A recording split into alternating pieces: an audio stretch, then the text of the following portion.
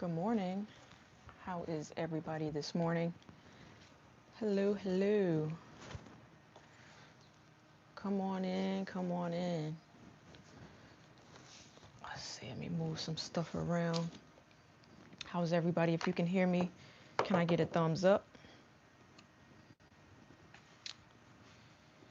Can I get a thumbs up if you can hear me this morning? You still there, Miss Cheryl? You were nice and early. I see that you said you were proud of yourself. So I'm proud of you too. How are you on this good Saturday morning? Perfect. Perfect. So you can hear me. I did a little something different with my mic today. So let me know that you can still hear me. Good morning, Shelly. How are you? Perfect. Thank you. I'm doing great. Like I got some good sleep last night. I'm pretty um impressed with myself. Good morning, Homesteader Rachel. Good morning. Welcome to the stream. I don't think I've seen you here before, but welcome on in. I let a few people come on in, then we'll get started for the day. I'm trying to do something a little bit different in my lives. I want to cover at least one topic of gardening related, at least one of the days. Grow Lady, Grow with Lady Mensa. Good morning. How are you? Good morning. Good morning. So let's see. That's better. Good morning. Good morning. So let everybody come in. Tell me how your day was. We do have the poll up already. So everybody, let's do some housekeeping things. Go in and take the poll. Tell me how your week was. I had a pretty busy week. So I didn't do much gardening stuff this week out here. I meant to go uncover the plants. We had a couple pretty nice days. So this is your first live. Welcome on in. Welcome on in. I feel like this is a pretty safe space for gardening people to come in and ask questions and do many things. So come on in with your questions.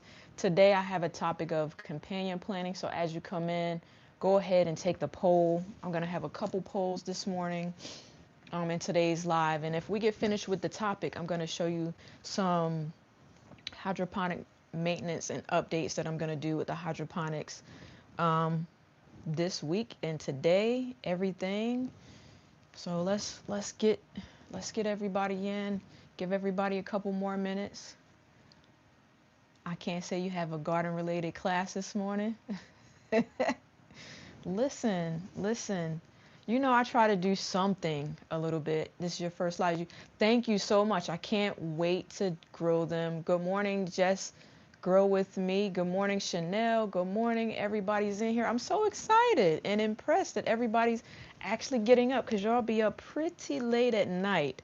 I see y'all in those live streams out up here late at night and having fun and doing all the things. I'm excited for y'all doing all the things. You're actually a container gardener. You can companion plant in a container garden too. We're going to talk a little bit about that in a few minutes. I'm just trying to highlight some things in my notes so that we can, here we go. We're going to get started. Everyone's coming in. Tia, good morning. Lord Vladdy, good morning. Yeah, no problem, Cece. I don't know how long this stained glass has been here, but I can tell you it's been here since we moved. That I can tell you. Let me make sure I got everybody in the chat before we get started. I think I did. Yes, Rich is present. Tell Grandma thanks for the biscuits. I will. I know a few people have made the biscuits, so I can't wait to hear all about it this morning. I have yet to make them myself. I'm going to videotape myself making them just so I can see if I can make them. It seemed like it's pretty easy to do. So, Shelly, it was pretty easy, right? Pretty much straightforward. Good morning, Tamiko D. Tamiko, I'm glad I see you here early. If you can, please email me. Email me your mailing address. Your seed giveaway package came back to me. I picked it up at the post office yesterday, so I need to resend it to you. So, Tamiko, if you can, just please send me your mailing address. Okay, okay. So let me start off with some ground rules this morning. Ground rules this morning. Number one, we like to keep the chat pretty gardening related for the most part. We do poke a little fun at each other and do we poke a little fun at each other and we have fun, but let's try to keep it clean, a PG-13 stream. Number two, if you haven't already, please go in and take this poll this morning. We're going to have about 4 polls this morning. Number three, be kind to everybody in the chat. And yeah. Oh, thank you, Alana, for the gift. Oh, I have something new today. Tell me if you guys can hear this. Oh, wait. Could y'all hear that? Let me know if you can hear that. So thank you for the gift. Thank you for the gift, Alana. Oh, I don't know how to say that second name. You could hear it? Perfect, perfect. So let me tell you all the purpose of the hype. So I'm going to set a goal, super chat goal. Oh, thank you. Thank you for the gift. Okay, Rich Black Man 67. All right. So I'm going to set a goal every week. You guys know that the goals, the happy poop. Thank you very much, brother, for the happy poop. So I'm going to set a goal every week. And when I get the super chats, you guys will hear the little hype up button because y'all get me real hype when you start throwing stuff in the chat. I love it. I love it. I love it. I love it. And you know, I told you guys last week we hit the goal and I'll do at least one seed giveaway during that live stream. So with that being said, let's get on in. Make sure also you go in and you hit that thumbs up button because a lot of people, they just simply forget to hit the thumbs up button. So let's go in and hit that thumbs up button this morning. If you hope you didn't forget, let's hit the thumbs up button. Let's get started. So today we know that most of us have gardens, right? Whether it's container gardening, in the ground gardening, green stalks, hydroponics, the whole shebang. So this is, I want to say, not as pertinent in terms of hydroponics, but it's pretty pertinent in terms of when we start going outside in the spring. So most of you know that I'm a planner. I like to plan a lot of stuff out, right? So I want to know, and I'm trying to get my hands around what I'm going to plant in the garden when it's time to plant and better prepare, right? So in better preparation, I kind of want to talk about companion planting this morning because I feel like, yes, I plant flowers in my garden, but there are so many other things. Good morning, Dazel. There's so many other things that we could plant to make the garden a whole lot better, right? So we're going to talk about companion planting. So good morning, J3. Let me see this poll. And ooh, most of you, thank you, Tamiko. Most of you want your garden to be neat and tidy, and that's a great thing that we're doing this companion planting thing because maybe we can neat and tidy and put things in rows and do all the things for our gardens. I'm going to leave the poll up for a few more minutes and I'm just going to get started. So we're talking about companion planting, and it's a garden tradition for a lot of folks, and it's a more powerful tool for creating a sustainable, resilient, productive garden. And I know that's the goal for everybody, every gardening season, for it to be sustainable, for it to be productive and resilient. And we want to rely less on, I have a tickle in my nose, less on chemical sprays and powder. And we want, you know, the power of nature to do its thing. So Tamiko is saying neat and tidy dreams, but reality is chaos for me. I start out as neat and tidy, and somewhere along the line, somewhere a bit of it turns into chaos. And I want to try my best. So right, we can only try our best to get away from that. So what is companion planting really, right? So it's really putting different plants that play well together. That's how I like to do it. Good morning, Nisi. Good morning. Good morning. So that's how I like to do it. I like to say that companion planting is putting plants together that like to play nice together and that help each other out, right? So we want to make sure that they're all helping each other out. So, many people companion plant to manage pest control because for me pest control is a huge problem.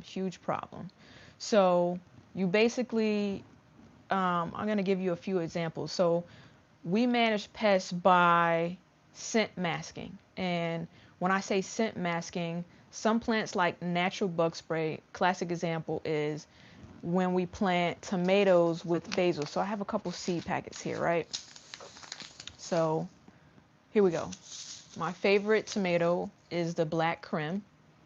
And then I'm going to try lemon basil for the first time, right? So pest control is a huge, so the fragrance of the basil, right? The fragrance of the basil will help repel pests, right? So the strong scent can confuse the tomato hornworm. But another plant that you could put with the tomato is a marigold because its flowers put out the fumes that the hornworms don't like. So let's see. Grow with Lady says, I'm a green stalker. You want it to look pretty, but it makes it easy to companion plant. You don't have to spray this year. So I have 2 green stalks, right?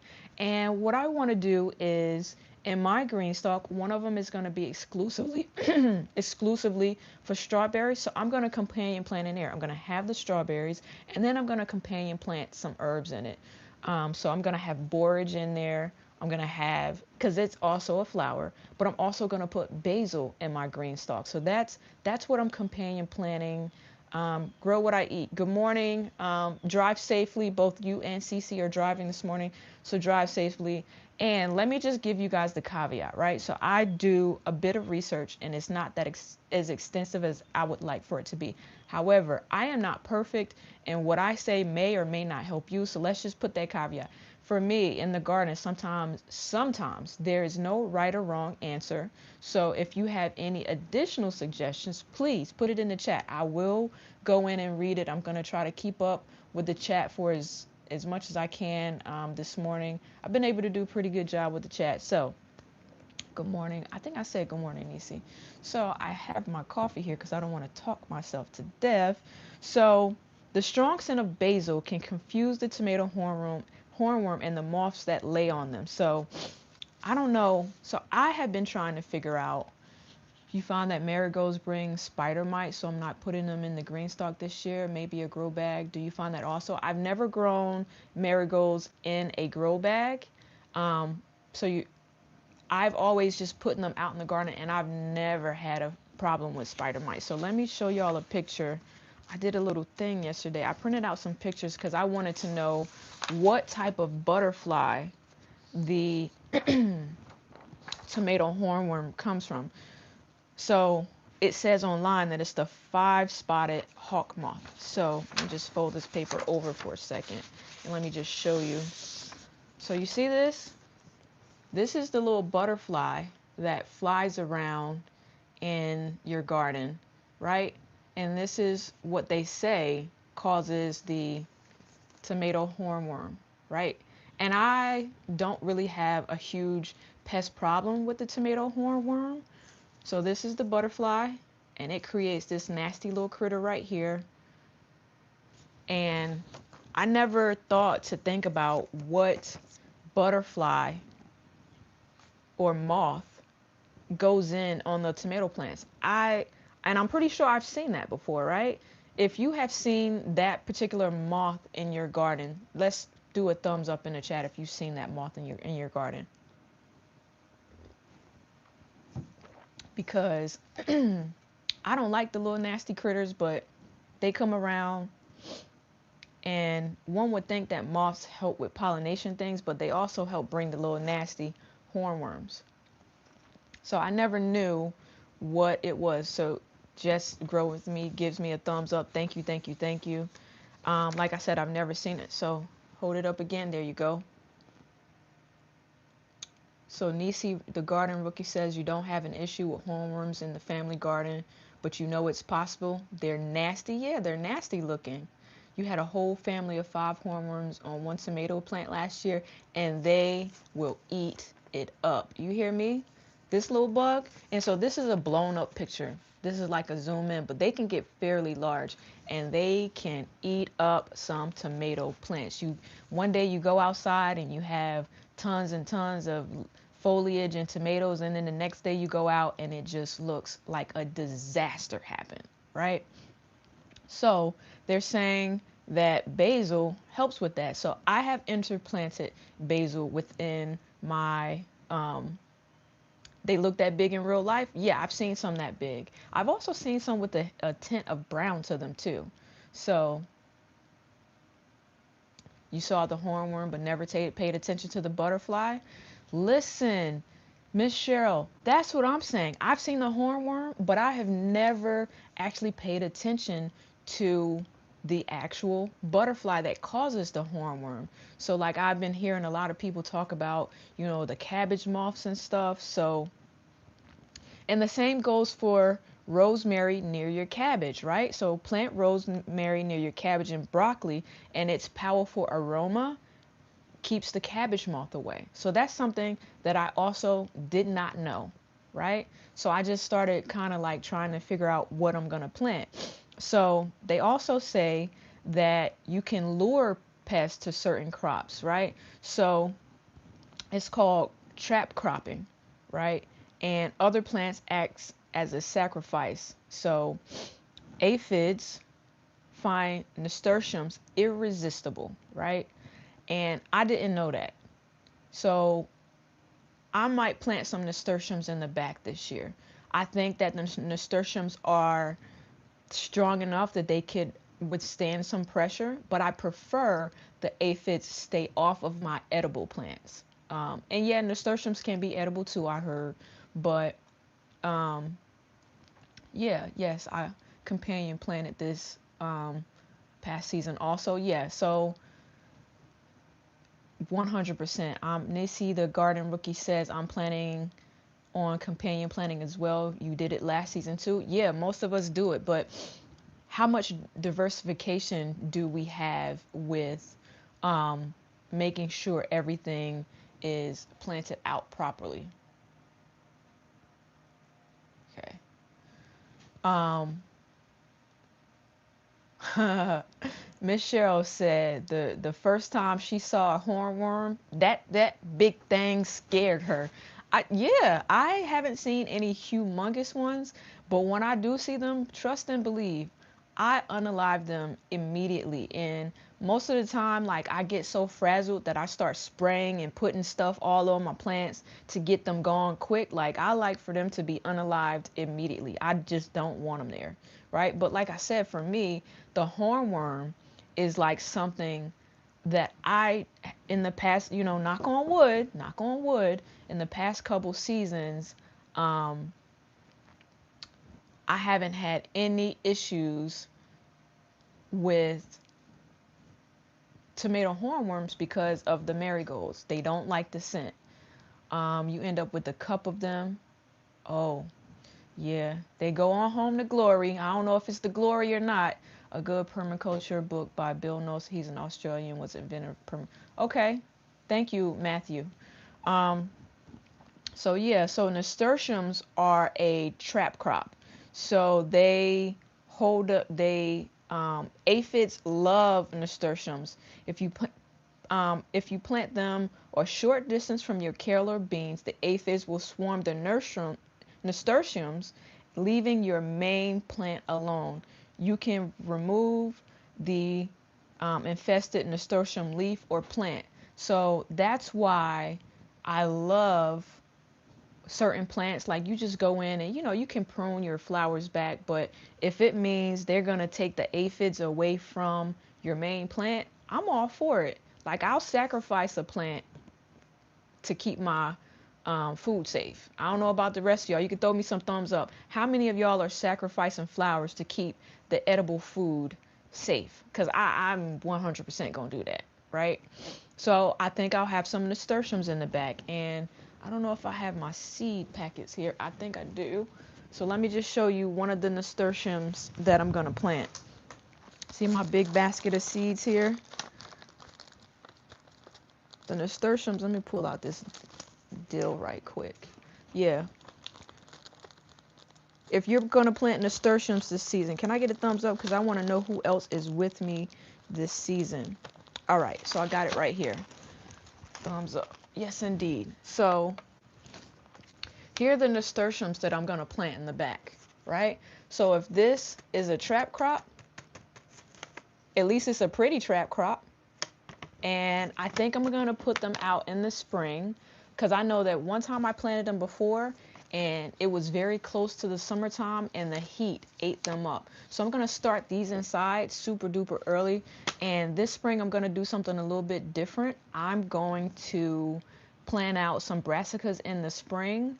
Eventually they're going to get moved out of the garden. Y'all know that to make room for the plants that I want, I will send these plants to their makers, even if they're still producing, to make sure that I stay on track with what I want to plant. So here are the nasturtiums. I like these colors. It's yellow and orange flowers here. So I'm going to plant these around my like kales and stuff that I'm leaving in the garden or putting them out in the garden. So you're growing some for the challenge, but you can move them out to the green stalk. That's great, Nisi. That's wonderful, wonderful, wonderful.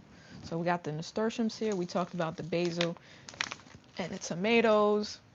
Okay, so plants also attract. Good morning, Lynette. Welcome back. Welcome back. Let me end this poll real quick because we're going to do another poll in a few minutes. So I'm going to end the poll and we're going to go through the poll and I'll tell you why I asked. All right. So what's your personal gardening style? Most of you say a bit wild and chaotic. And I think that's the same case for most of us. A lot of us like to be neat and tidy. And there's only a few people in here that are just starting out. So most of us have had gardens before. Okay. So what did you ask? Miss Cheryl, are you switching over to no dig? No in-ground planting? Wow. Are you having like Miss Cheryl, are you having like mostly raised beds? Like tell us what you're doing this year. That's pretty interesting. So no dig. Okay. So how plants attract good bugs, right? You can't get a zucchini or cucumbers without bees, right? So planting flowers that bees love, like borage, next to your squash plants, dramatically increase your pollination and harvest. So I don't have any borage packets, but I do know, I think Cece's driving, but I got a little bit of mail, you guys, and Cece sent me some borage, right? So she's telling me start at 6 to 8 weeks before your last frost date. Soil temperature no colder than 40 degrees. So thank you, Cece, for the borage. She sent it in the mail to me. And I think I might have mentioned it in the chat that I'm 100% going to be planting borage this year. Good morning, Carol, the girl miniature. Good morning. Welcome to the chat. Welcome, welcome, welcome. Miss Cheryl says she moved to an apartment, so she's limited to balcony and raised beds. Miss Cheryl, I know that the balcony and raised beds garden is going to be wonderful. You hear me? Wonderful. So if you're just coming in, just make sure you please go in and hit that thumbs up button. Hit the thumbs up button this morning, you guys. So bees come for the borage flowers, and the borage flowers I think are those little white flowers in the garden. They're very, very pretty. So I'm gonna have a few plants of borage in the green stalk, and I'm gonna try to put some out in the actual garden, right? So thank you for all the hearts, hearts, hearts. I love it. I love it. I love it. And so yeah, we want to plant things that bees love. So you can go back to last week's live. We talked about pollinators and flowers last week. Some beneficial pollinators don't see different colors. So go back and take a look at that. Chanel, speaking of that, you should have something in the mail because I 100% sent you all the notes from that particular session, right? So yeah, go back and check your mail and you should see that. What did you say? It's going to be great, Michelle. Michelle, thank you. Change sometimes is scary. I get it, Michelle. Change is strange. So we want to also attract predatory insects, right? And when I say predatory, I just mean insects that will eat the bad insects, right? So Ladybugs and parasite wasps, right? They love aphids, right? And parasitic wasps lay eggs on like the little hornworms, and they pretty much destroy them. So I have a couple pictures here which I thought was like really crazy. So let me show y'all this. So I don't know why I didn't know this, or maybe I did know it and I really didn't really think about it. So this right here is a ladybug eating up some aphids, right? Good morning, Stony Homesteads. Good morning, good morning. So see that? So we want to attract ladybugs to come in and send these aphids on home to glory, right? We're going to send them on home with all the things. So um, ladybugs and the wasps, they like, I had it here, where is it? So they like things like dill and dill flowers, right? So I'm going to be planting dill this year, not only because I wanted to put in my dill cucumbers, but I'm also planting them to bring the predatory insects, right? So we want to bring them out, bring them out, bring them out, right? So that we can do all the things in the garden. So if you see some ladybugs in the garden, leave them alone. They probably in there having dinner, right? Leave the ladybugs alone. I used to have a car. It was a red Dodge Shadow. My grandmother called it a ladybug, and that's what it makes me think of. So we want the ladybugs to come in and drive all these insects out of the garden, right? So that's what we want.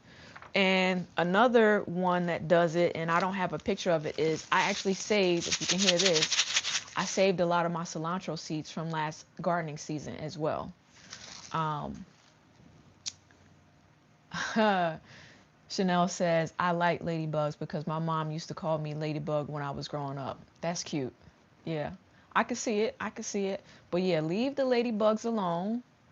You grew dill in your hydro and harvested for your pickles this year. That's amazing, Miss Cheryl. I might grow some in my hydroponics too.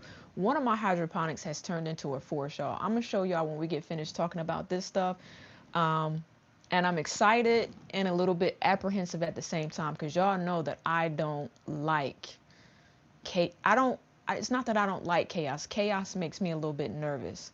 You get ladybugs and lacewings. When you see them, you know they're aphids hiding somewhere. That's right, grow what I eat. So I've seen a few lacewings as well in my garden, and I used to think that they were harmful, but now I know I'm gonna leave them alone, right? I don't particularly like um, grow with Lady Mensa. My bad. I thought that was grow what I eat. But yeah, I'm gonna leave the lacewings and ladybugs alone.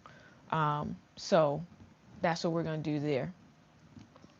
So there's also a thing where, but make sure they're ladybugs versus Japanese beetles. Absolutely. But I think they're pretty distinct in how they look. The Japanese beetles I find sometimes look a little they have white spots on them too, I think. Correct me if I'm wrong. Do I have a Lacewigs picture? I don't. But Miss Cheryl, I think I have your email. I will Google it, or you could just Google it to figure out what they look like. So let's leave the Lacewigs and Ladybugs alone. Okay? So everybody's in here today. I have my bot in the chat. If you want to become a member of the channel, just click the link. If you have a Droid phone, I'm sorry. I've heard that the link won't work on Droids, but I know it works on all the other things. So I don't have a Lacewigs picture, right? So one of the other things that companion planning does is we're going to talk a little bit about this. And I've heard I think in the Garden Girls chat, they were talking about this. Shelly, correct me if I'm wrong. You guys talked about the Three Sisters method a little bit, and I'm going to get to that. So some plants also, companion plants also provide, um, what do you call them? Physical help, right? So they help the plants grow up. So let me see. Did I miss anything? Oh, she had you in a ladybug attire, little purses, wallets, and all the things. Ladybug. That's cute. That is cute. Right. So I know that they talked about the Three Sisters method, but let's just talk about something, right? How many of you grow sunflowers and corn? How many of you grow sunflowers or corn? Let me get the thumbs up so I can. If you grow sunflowers and corn, you're doing something very beneficial for your garden. So the sunflowers and corn acts as a trellis for like things like pole beans to climb. So let me get my little thing here. All right. So sunflowers and corn, I'm going to have both this year. I don't know that I'm going to use the sunflower as a trellis, but I will tell you that I have these pole beans. Yep. So I have these purple TP pole beans, right? And I'm going to plant them right next to the corn. So I'm going to try, see, isn't it pretty? Very, very pretty. And I'm going to plant these. I might try it in two different places, right? I'm going to try it in two different places. I might try it with a sunflower, and I also might try it with corn. Uh, you do. So Tamiko says, I do, but I'm going to do sunflowers in containers because they are allelopathic. Tell me what that means in the chat, Tamiko. Prettiest beans you've ever seen. They are very pretty. I'm the one person that thinks sunflowers are gross. Nobody get at her in the chat, right? You think sunflowers are gross? Is it because of the actual flower, the inside of the flower part? Because I can see why you would say that. Good morning, Rosie. Good morning. Welcome back to the stream. Coffee, everybody. Right? And so with growing, no, don't get her. Leave her alone. Leave Miss Cheryl alone. Listen.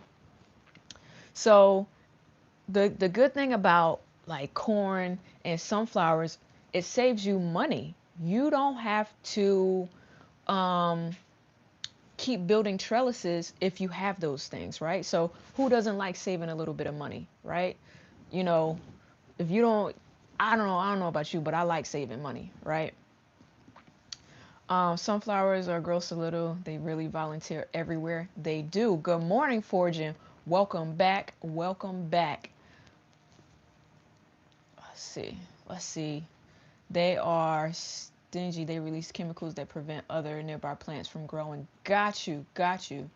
You have oregano and rosemary in the same pot, but it looks like the oregano is taking over the spot. Should you separate them? I may not have put them in the same pot, Carol. You try to use your corn trellis for your peas this fall. Container corn didn't really work. You had tomato cage to continue trellising them. Good morning, Montana Max. Good morning, good morning, good morning. Welcome to the stream again. Also, morning glories. You better want them where you planted them. Right. So let's see. Good morning. Everybody saying good morning. All right. So there are also other plants that help too. So some plants are like a living mulch, right? Their sprawling plants can protect the soil. The large leaves of squash shade the ground, which keeps the soil cool. It retains moisture, suppresses weeds, and less watering and weeding. So we all know what squash look like. We all know that they spread. So wherever you put your squash, I don't know if you guys remember from when I first started live streaming last year. I had a squash plant and it pretty much protected all the ground, but it also shaded out where I wanted other plants to grow. So just be very careful. Good morning, Flow Farm. How are you? Go. You say good morning to everyone who's barely waking up. Listen, everyone has their own wake up schedule. I'm not going to judge. I just happen to be an early riser. So, and then you can plant tall plants to protect sensitive ones. So we know that lettuce is a very sensitive plant. So let's plant some tall plants around it. Lettuce hates the hot afternoon soil. So by planting them in the shade of a taller plant like a tomato, you can extend the harvest well into some warmer months for lettuce. So let's make sure we do that. Good morning. That's my art. Good morning. Good morning. I want those of you that are members and you have the different color star. I want to know if you have the free monthly super chat message. So if any of you, Rich or Chanel, can you check it out and let me know if there's one that you can send that does not require funds. It's just a test. I just want to see if it's there. Um, and then you know how, yeah, okay, all right. That's my art. Everybody is speaking. Perfect. So certain plants also improve the soil. But what I'm going to say is you want to be careful with plants that improve your soil, because sometimes they can fixate too much of one nutrient in the soil. I had this problem last year. So for example, peas and beans are like superheroes of the garden, because they're, and here's again the bean packet, they fixate nitrogen into the soil, right? And you could plant them next to heavy feeding plants like corn and tomatoes. So plant your beans and your peas next to your tomatoes because they fixate nitrogen in the soil. What I'm going to say is just be careful, because there is a such thing as too much nitrogen in your soil. And that happened to me last year. And too much nitrogen brought in some root aphids. They were like these little white aphids, and they were all over the bottom of my green bean plants. And y'all know what I did with them green bean plants, because it freaked me out a little bit. And Chanel, tell me what you think I did to those green bean plants when I saw all those little white aphids. Where did they go? Tell me where they went. Shelly, you probably know too. Where did they go? That's right. They got 187. They came out immediately. You would have thought I was crazy. You would have thought I was crazy, right? Yep, I ripped them out. And yeah, they went to the upper room. That's what I'm talking about. You know what I'm talking about. I sent them to the upper room. Oh, look at that. Thank you, Miss Cheryl. Thank you, thank you, thank you. Let's see who got the free memberships this morning. Who got the free memberships this morning? Okay, Miss Carol, Four Seasons, Sandra Life, Living Full Life, Old Hill Billy, and Tampa. Congratulations on your free memberships. Forger, you make sure you tell Larry he got a free membership for a month. Look at that. Look at God, right? At the end, I'm going to talk to you guys about something that we're going to do tomorrow. Y'all know that I'm a giver. I'm a giver by nature. And I want to thank Carol for coming into the chat, because she should be back tomorrow. We're going to do something special for Carol tomorrow. And yeah, I don't think Jacqueline's in the chat, but I definitely think she 100% won a free membership. So thank you, Miss Cheryl. Thank you, thank you, thank you. Right? So let me go back to talking about these. So like I said, beans and peas, their roots fixate nitrogens. Y'all better check out the members only video. You will not be Shh, Shelly, you're not supposed to let out my secrets. But for you members, there's some few members only videos. Make sure you go in, and they're just simply my reactions to some of the things from the live streams and what I learned and things that happen. And you get to see another side of me that I might not show in my videos and live streams normally, right? So yeah, it's funny that you said that, Shelly. They will not, you see that, not be disappointed. You told your honey to get up and support. Don't wake him up, Forgin. He'll log in whenever he's ready. Okay, so also there's some dynamic accumulators. Some plants have very deep tap roots that act as a mine shaft. So comfrey and borage are great examples. They pull up nutrients like potassium and calcium deep in the subsoil, and when their leaves die and decompose, those nutrients are released at the surface. So I think I have a picture of, right, so this right here is comfrey, right? This is a comfrey flower, right? So the leaves that die back, they have, what did I say they have? Potassium and calcium. So we know that plants need potassium and calcium, right? So leaves, flowers. But here's the taproot that goes all the way into the subsoil, right? and it pulls the nutrients up into the leaves and flowers, and when they die back, leave it, right? It's natural compost for your garden. And we need, so if you are planting comfrey and borage, leave that, the ground cover. Even I think you, if you want to just move it to put stuff there, make sure you put it in your compost bin, because it's also always going to help. um all right. So Shay sent you some borage and you have comfrey seeds. So I don't have any comfrey yet. Hey Farmer Chas, I was just here, not on my own channel. Thanks for the memberships. You got to thank Miss Cheryl. She gifted out the memberships this morning. You starting peppers, the California. Any tips? Tips are, they like warmth, right? Stony, the chamomile is good for your compost bin too. Oh, I'm growing chamomile in the green stalk next year. So see the thing that I put about comfrey? Put the little picture here. So I did some printing. You wonder how much mullein and comfrey is helping with the flu symptoms and with the flu strain this year. I don't know, but I see a lot of people making comfrey tea and using mullein and doing all of that this flu season. Like, um, you had comfrey, they don't die, they multiply. Isn't that like a cartoon? That's, we don't die, well, who said that? Now it's gonna be in my head, Miss Cheryl. Who said that? You had a little trouble finding comfrey seeds. I also think that someone put on my community poll. I think some people found the seeds on Etsy. Tupac? Bebe's Kids. That's right. That's my art. That's where I was getting that from. Bebe's Kids. We don't die, we multiply. Them kids look bad, right?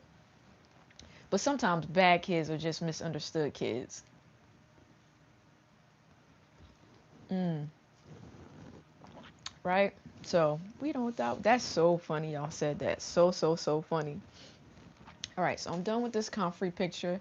Do not eat comfrey. It's not meant to be ingested. Can people make tea? So are they making tea out of the mullein? I know that you told me that before, Chanel, so thank you for bringing that back. They was misunderstood. That's right. Robin Green was a comedian. Right. Okay. So we talked about the type of flowers, um, no fertilizer, tea, comfrey. Right. Okay, I was outside last week foraging for everlasting, and I thought about it. Yes, do not ingest comfrey, you guys. They was the tea is for the garden. Okay, so put it back in your garden. Thank you. See, that's why I said we all learn from each other here, and make sure you go in and do those things. So let's just do something real quick. So do I have any squash seeds around?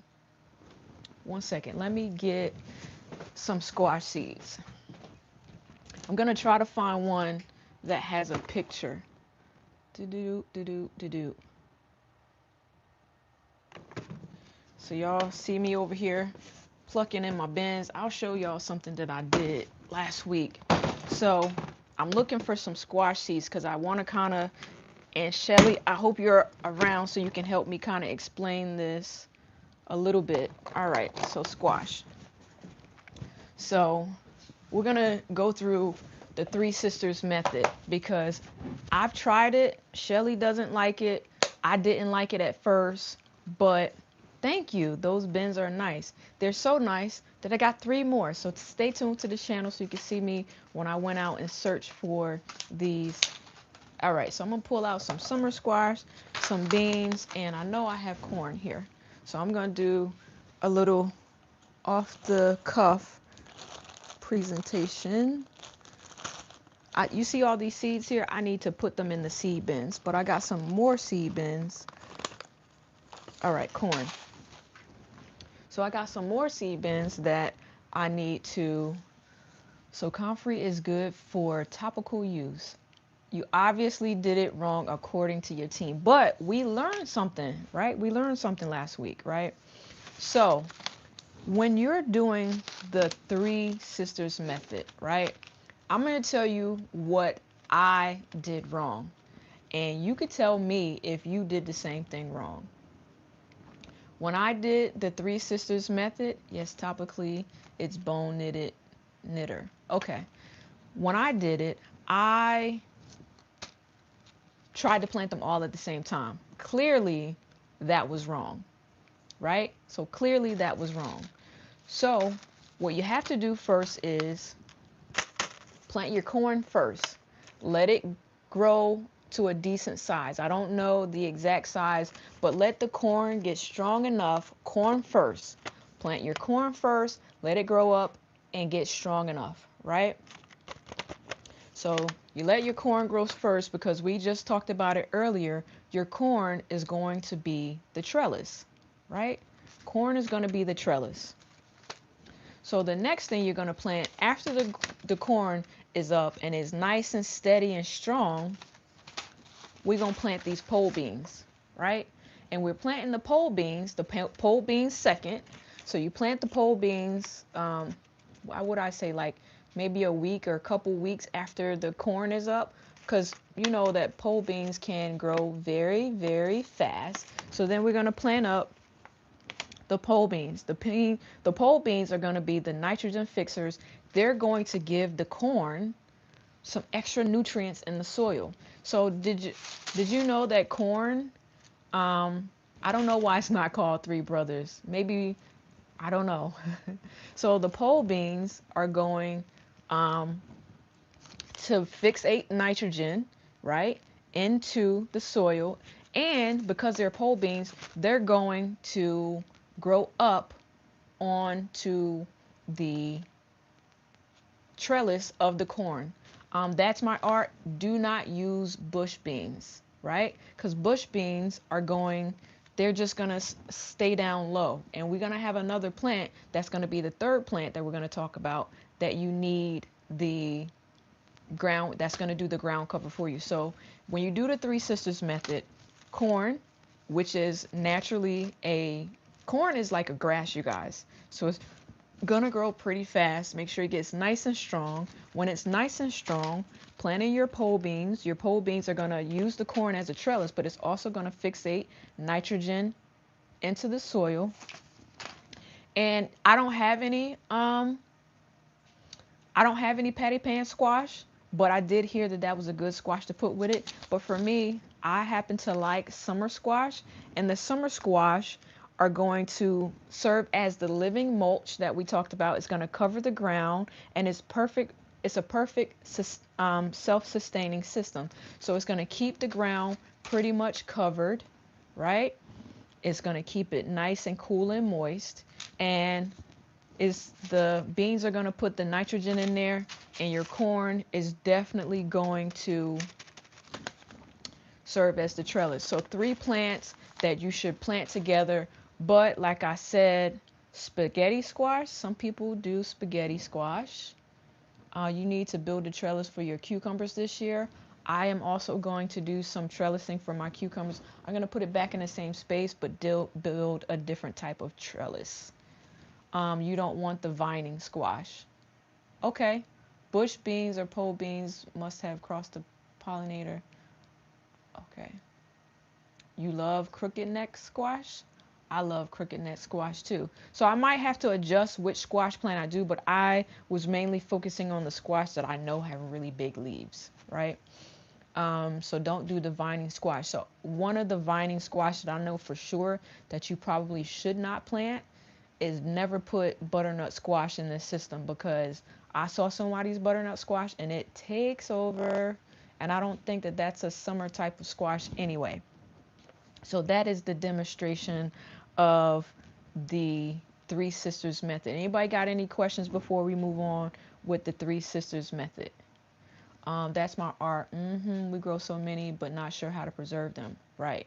You're doing this. You're going to do this. Me too, Fortune. We could do it together and compare notes. Because, everybody's climate may react to everything differently, but we got to give it a try, right? Got to give it a try.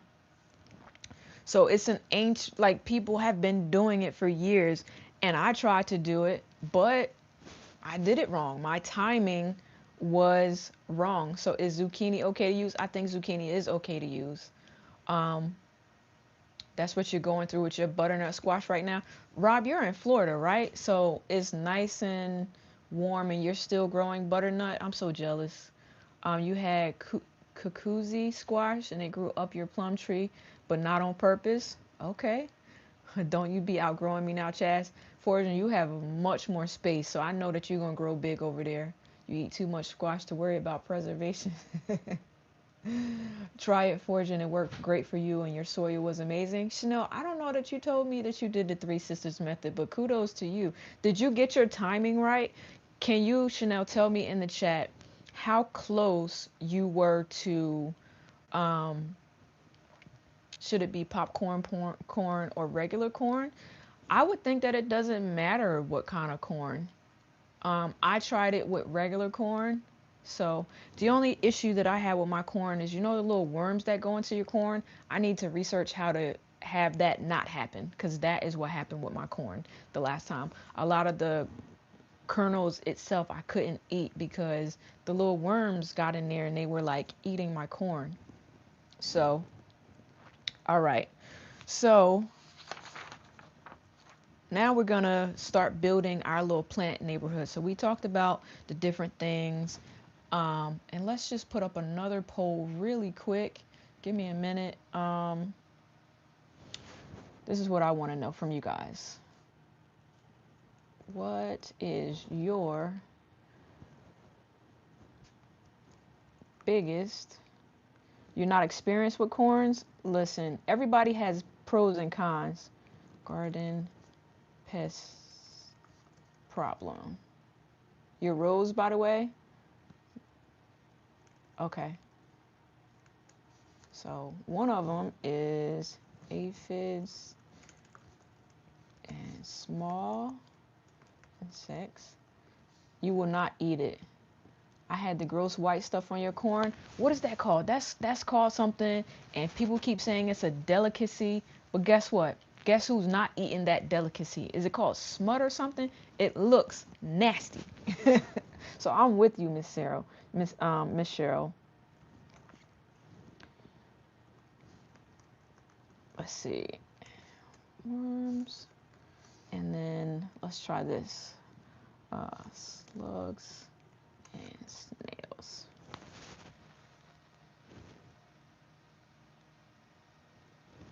All right, so there's another poll there. Let's take a minute to take the poll. Hilarious, Cheryl, your chickens got your corn.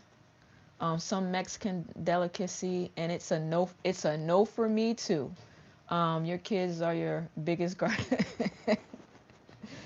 Delicacy usually means gross. Larry, I agree with you. The squash got attacked, but the corn and beans were amazing, and the soil was rich and beautiful for the entire season. That's amazing. Good morning, Nichols. Just wanted to say hi before your workout. Be blessed. Thank you, thank you, thank you. Yes, Rose. Let me tell you something.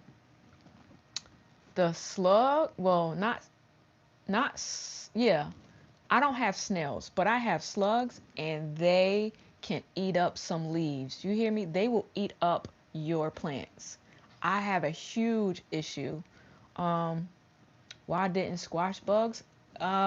Squash bugs, put them in the category of caterpillars and worms, because I think the squash bugs are like little, and yeah, grubs go in that same category.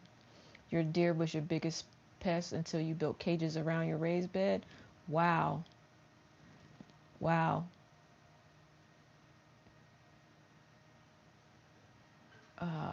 Yeah, it looks gross and you're not eating that. I don't think anybody in this chat, if you, and I don't expect anybody to reply, if you are eating the smut off the corn, put a thumbs up. I bet you nobody put a thumbs up, because listen, I'm not eating that. Your slugs are huge, but they seem to get in your, so the slugs and the snails, they like moist stuff. Yesterday was the first time. That's my art. What state are you, like, are you in warm weather right now? Do I have to feel judge aphids and small aphids and you just flick snails from the grass to the bags? I send slugs to a higher place. Every time I see them, I send them to a higher place. it's pretty I don't I don't know slugs did damage, but I see them pop up and I just leave them. They got to get up out of my garden. I do not. You hear me? Do not. I don't poke them. I get rid of them. They get put into the what do you call it, Shelly? You put them into a cup and I send them on home. They go to glory. Donzel, you should grow food and flowers. Do you grow? I don't think Donzel has a slugs or pollinators. If they are, those not the pollinators that I want, but I don't think they are. Snakes and gophers make me run. I don't play around with snakes. I don't think, yeah. Cup filled with soapy water. That's right. Um, Larry said he don't mind snakes. Bugs are annoying, but slugs are just nasty, homeless snails. They are. They don't even have a house, right? So, pest control, right? When you pair basil packet with a picture of hornworms, so the marigold myth, let's bust the myth. Many people plant marigolds to stop pests, but it's more specific than that. French marigolds, y'all. French marigolds release a substance from their roots that can kill root knot nematodes in the soil, but is not a magical force field against all bugs. And it takes a full season for it to be effective, right?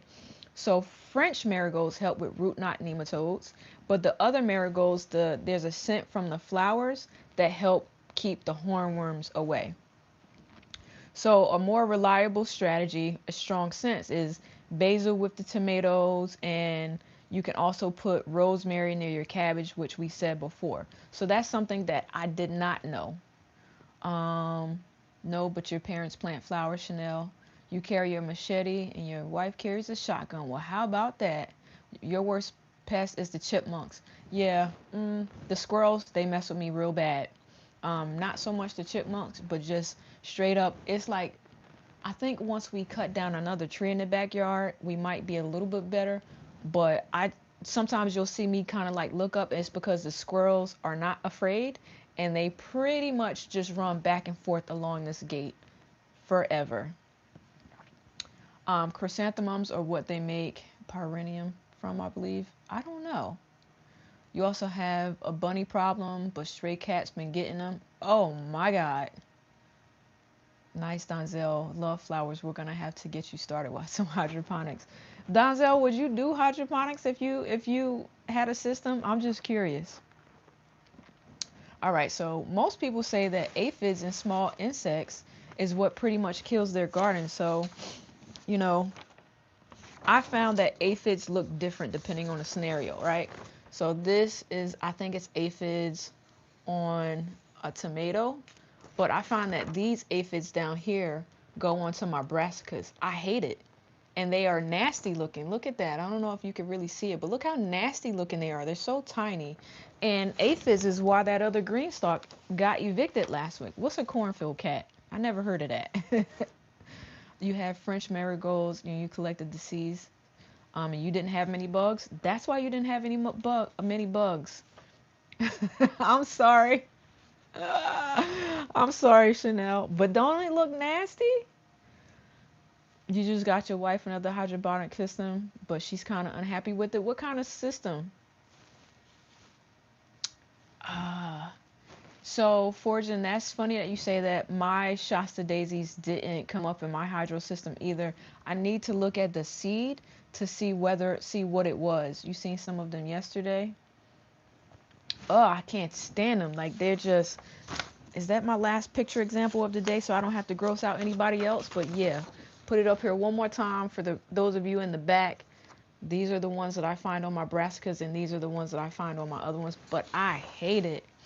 The new hydro won't lower it. So, Fortune, don't be discouraged when the light doesn't go all the way down. I'm going to tell you my understanding of it.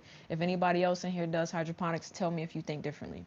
So I heard that the systems where the light doesn't go all the way down, it's because the light spectrum itself is stronger, so it doesn't need to be down as much. So that's my understanding of it.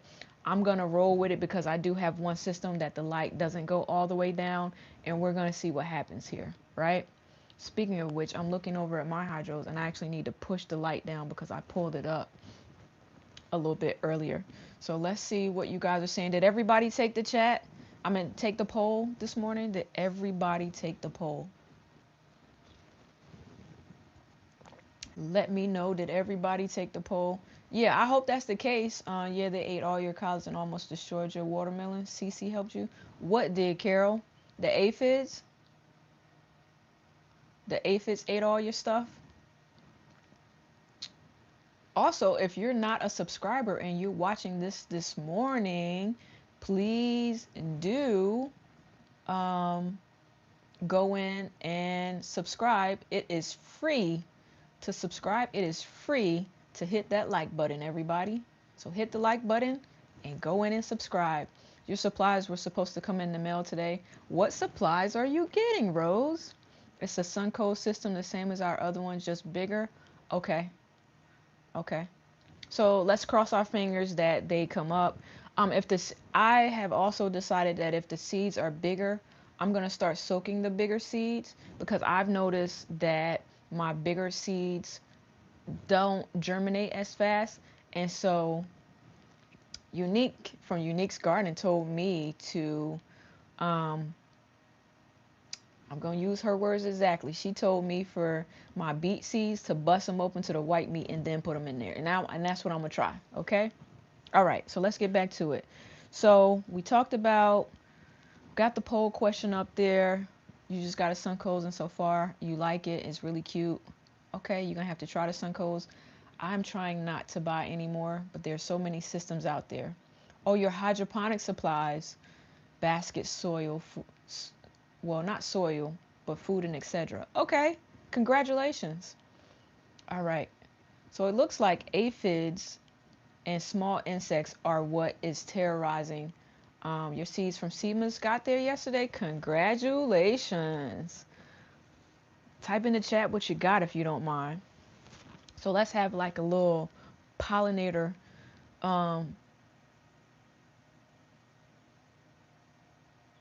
So if your light doesn't go low enough, Photo Phone app will allow you to measure par, ppfd, and lux with your cell phone cameras. Good morning, G Mama.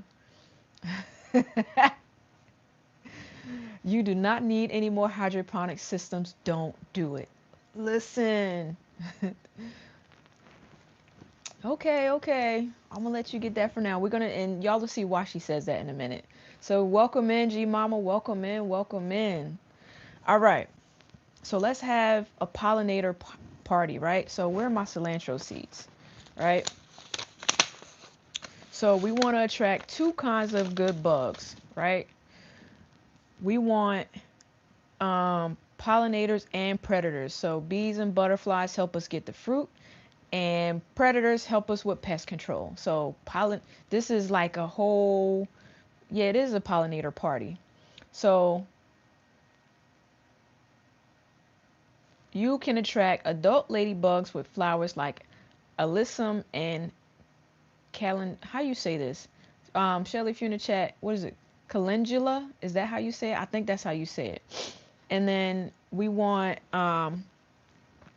even better if you let herbs like dill, parsley, and cilantro go to flower. They produce tiny blossoms that attract parasite wasps. So then you have the wasps to come in and eat all the other stuff. Who getting reported, brother? For what? So good morning, Angela. Good morning. Was it just Angela that came in and G Mama? I think so. Good morning. Good morning. Thanks for joining us this morning. So, yeah. Let's do something else real quick. So tell me in the chat, right? If there is oh, Chanel, you might have to wait for its update. I think you're going to be very impressed. Good morning, Miss JK. Good morning. So if you have a favorite pollinator, right? Type to me in the chat what your favorite pollinator is. Let's see. What is you got your golden wasp that is a bug eating machine. Does it sting you? Oh, the bees. Okay. What's your favorite type of companion plant to add to the garden? Let's see. The options are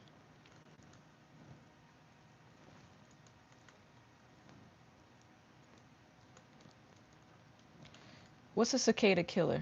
Because I need one of those. What can I get to attract that one? Because we have a lot of cicadas over here.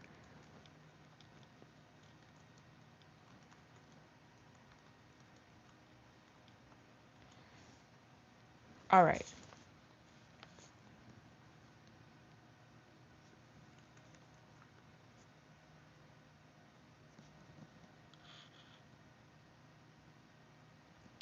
Let's try this. Okay. Rich ain't no punk. That's right. Rich ain't no punk. So there's a let's see. There's other pollinators besides bees. Yes, there are, Rose. Other pollinators besides bees. Your own favorite pollinator.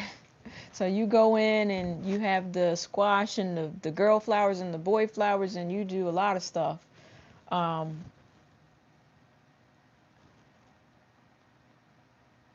all right. That's a tough poll. It is. Cause like how do you choose, right? How do you choose? Cause I want to know what's your favorite. Which one do you like more than the other? Which one do you like more than the other? Do you like the colorful flowers more or do you like the herbs more?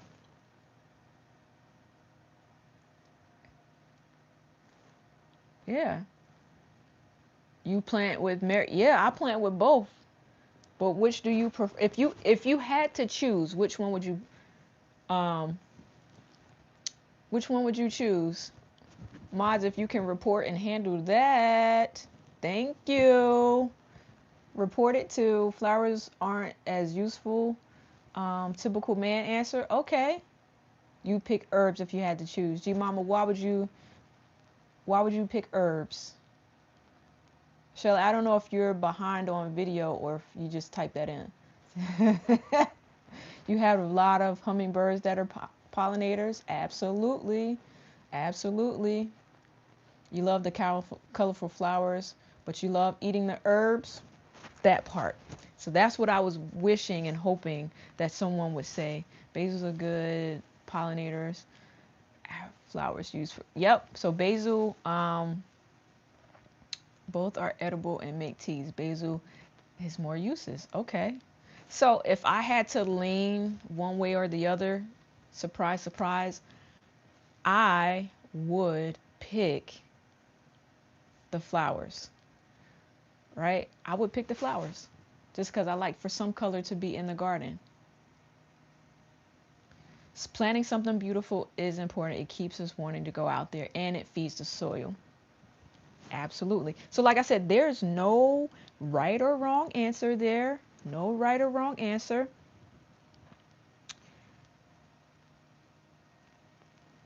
Okay. So, flowers are bee magnets. Borage would be great as well. Um, let's see. If you can make tea with the flowers, you might try. You can make teas, oils, a lot of things with flowers. What else? You can put cherry tomatoes out and a piece of basil as a quick snack in the garden. Yes. No, Chad City. So you're making garlic butter. Oh, garlic, basil garlic butter after the lot and some of Granny's biscuits. See, I knew we was friends for a reason. That's my artist saying good morning. You're a little behind on stream. It's okay. Just hit the skip to live. You're fasting today? Oh no. Butterflies are really cool. You like all different types. Okay. Garlic butter is delicious. Homesteader Rachel, I made some garlic butter and I posted it on the channel. Oh my God, it was delicious. So now I'm growing um, basil in my hydroponics so that I could have more because we ate it all. We ate it all, right? You can grow yourself some flowers. There you go. All right, so let's talk about some basic controversies and bad neighbors. Um, so I think it was Tamiko, and I don't know if I'm saying this word right. So hey, you missed your morning greetings, Rose. I think I said good morning. You scared to skip ahead? You don't want to miss anything? Well, if you heard me say that, then you might be caught up. You made buttermilk pancakes, and oh, it was incredible. So y'all know I don't eat breakfast before I stream. So as soon as stream's over, I'm gonna go get me some bacon and some toast and drink some more coffee and all the things.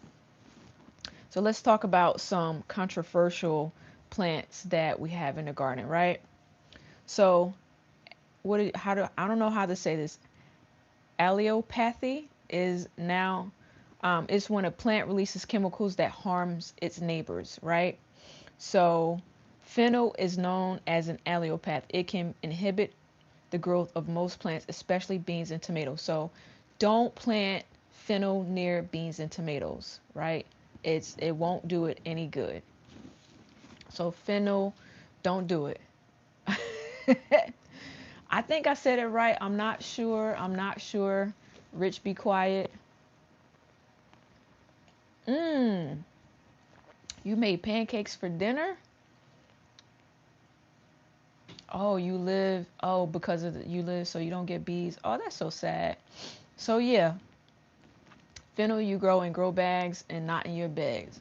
Correct. And then you also want to prevent aggressive spreaders. So we've talked about this before. We talked about this before. Don't plant mint in your garden, right? Have mint in containers around your garden. Mint can take over. Keep me honest. I am going to be honest.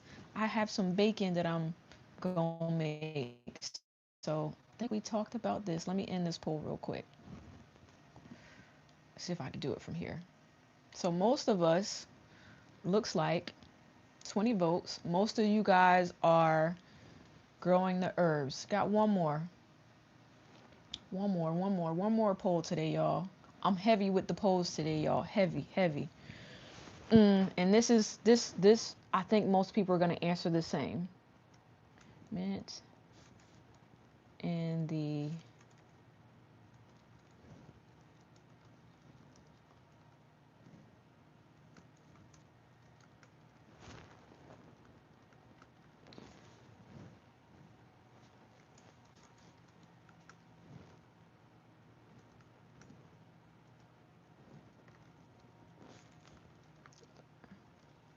or I think everybody's gonna answer the same.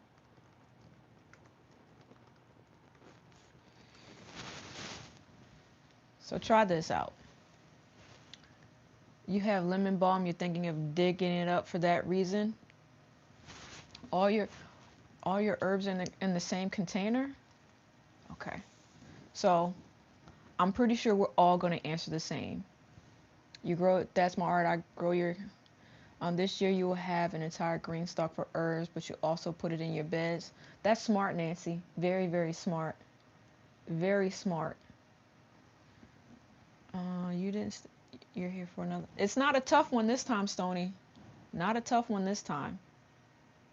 I just want to make sure your man is full sun along the fence lines. Fence lines wants to behave. That's nice if it behaves. Very nice. Don't do it. Don't do it. J3 says don't do it. That out your unruly mint is no fun. So my neighbor in the back has mint growing all in hers, and it comes over to my yard and I pretty much dig it up, and there's one section in the fence that I have mint. I may show it um in a video because I have to trim it back because it's going to come back even stronger than what it was this year. The world needs more mint. Yeah, mint is good. It has so many. You can use it for tea. You dry it out, and it smells good. It keeps pollinators around, And it's just, look, mint is just a good plant to have.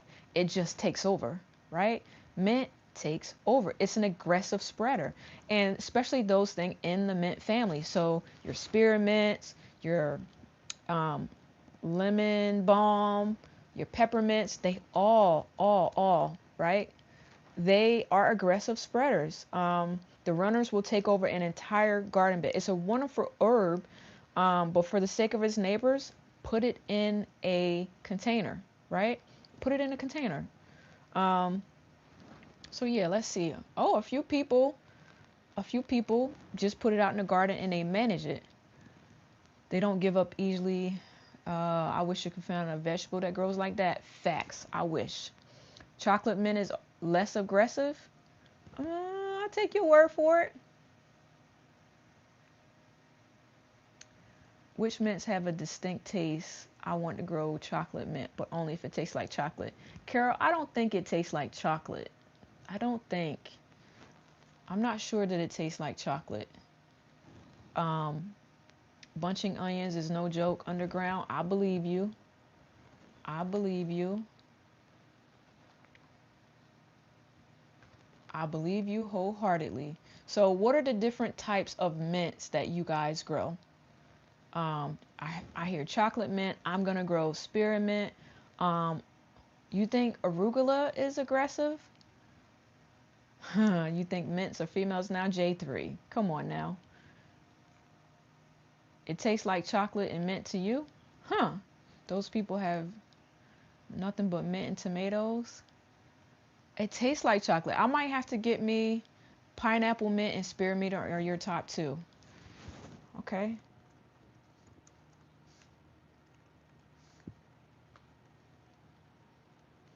Okay. All right. So pineapple mint. Now I need to think about getting more different types of mint because you guys are saying that. Okay. So before we get to the hydroponics and me showing you guys what we got here, right? I'm going to show you guys what we have here before we get to it because I have to do some things. And I'll show you something that um, pineapple mint is delicious. I need some of that. Where did you get your pineapple mint from? Can somebody send me some pineapple mint? Just saying. A closed mouth don't get fed. So I'm asking if anybody has any pineapple mint that they don't mind sparing, send me some. Okay. All right. So let's recap our key takeaways here, right? Companion planning works by managing pests, attracting good bugs, and providing support and improving the soil, right? Um, they have a variety of mints at the farms near you in the spring. Okay.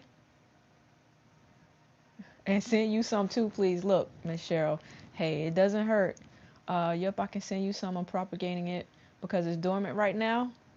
Okay, okay. Pineapple sage has the most beautiful red flowers. Wow. So another recap: mix flowers and herbs in your vegetable beds. So which flowers and herbs, you guys, are you putting in your vegetable beds? Which flowers and herbs that we talked about? Pineapple sage. You know what? Where's my pen? Because y'all are saying a lot of things. Pineapple sage.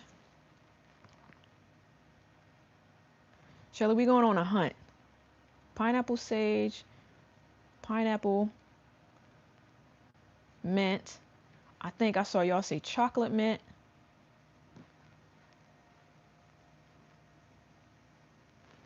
Hmm. What plants you're gonna use? Basil, marigolds, oregano, and rosemary. Okay. No to the flowers? Okay. Fortune, that's my artist asking, does pineapple sage come back every year? Mint is also a pest deterrent. I'm gonna put mint in these small gallon pots and put it around the room. So Cheryl's gonna put basil, rosemary, and lavender. Pineapple sage was my first favorite, but mints come back for me, so you keep them growing. Interesting. Chanel's gonna plant basil, French marigolds, mint, and thyme. Okay. Sage comes back. Okay. Your sage never really left. Got it. Fortune says, I'm hoping that's my art. Zone 8. I know how it does, but I'm 7B and you'll bite again. You don't care. Hey, sometimes we do what we do. So I have a little poster here. I'm writing down the little things that y'all are writing in this chat. I'm going to research them and figure out what I'm going to put. And then tomorrow when we log in, we're going to do a little bit of talking about, and we're going to start drawing on my little charts here. And we're going to take out the different seed packs and organize them. And I'm going to put them in a bin so that I know what to plant and when. So that's what I'm hoping that you guys help me with tomorrow. We're going to go through and decide what's going to be where. That's what we're going to do tomorrow. But today, let me finish recapping what we did today. Right? So I said, mix flowers and herbs into your vegetable garden. Know your bad neighbors like fennel and keep aggressive plants like mint contained. We talked about that.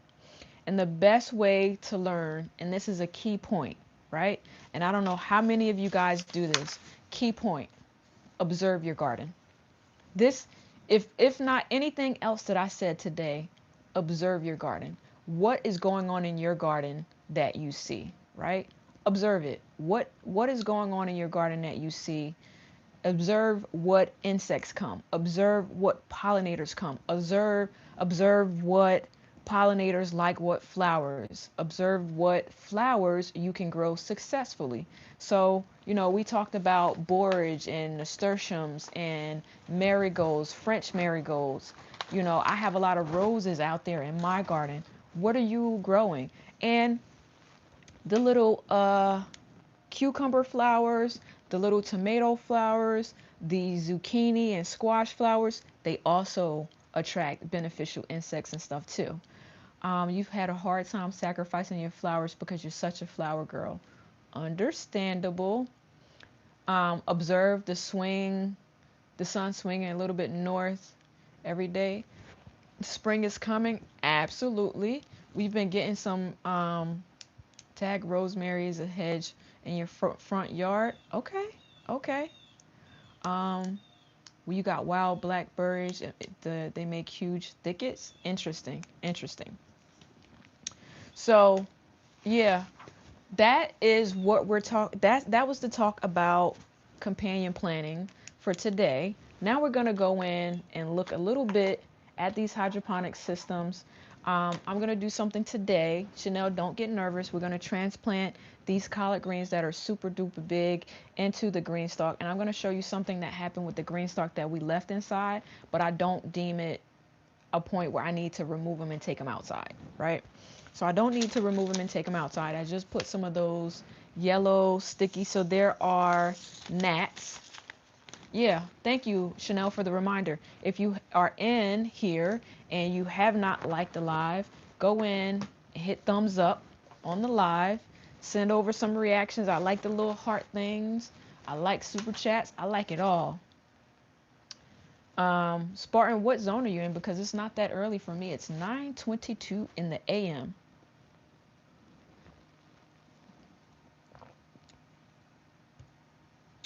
So let us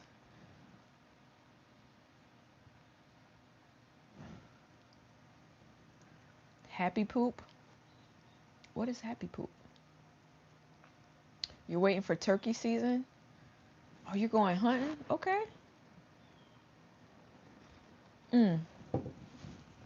All right, so let me just show y'all some things.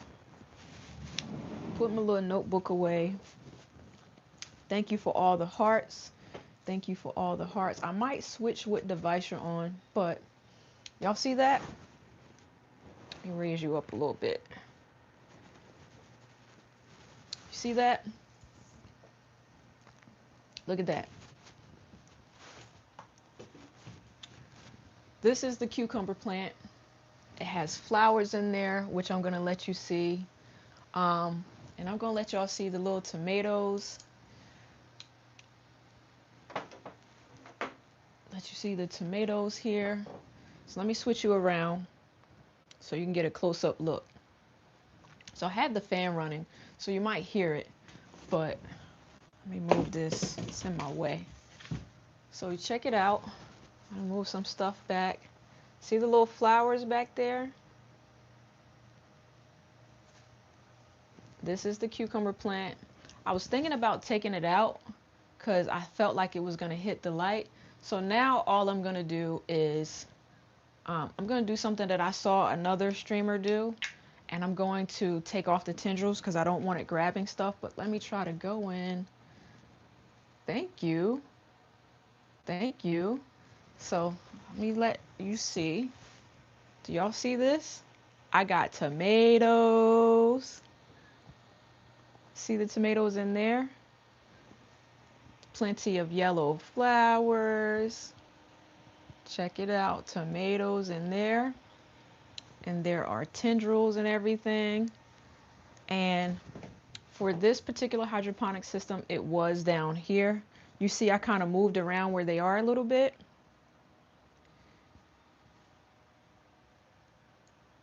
Yes, Chanel. I think it's okay to cut off these tendrils. This morning I came out here and it had wrapped itself around the fan. Okay, but I'm gonna just let it grow. And I'm actually gonna pull out this lettuce here. The cucumber is pretty much blocking it. I'm gonna pull out this lettuce after I harvest this leaf right here. Thank you, G Mama, for the thumbs up this morning. But look at it. These are orange dwarf tomatoes, Carol. I'm not cutting off their arms. Don't be. And I'm waiting, honestly, to see some little cucumbers in here. So I have been staring at this thing and staring at it and staring at it. And I cannot wait to get some cucumbers. I'm going to just end this poll because it's distracting. So there we go. There we go with that. But while I have you guys with me this morning, since I'm going to be doing some stuff. Good morning, Roshita. Good morning. Good morning. I'm going to go in here. Unaliving. How do I like growing in hydroponics? I love it. I love it. I love it. Have you ever heard of a watch pot never boils? No. What's that?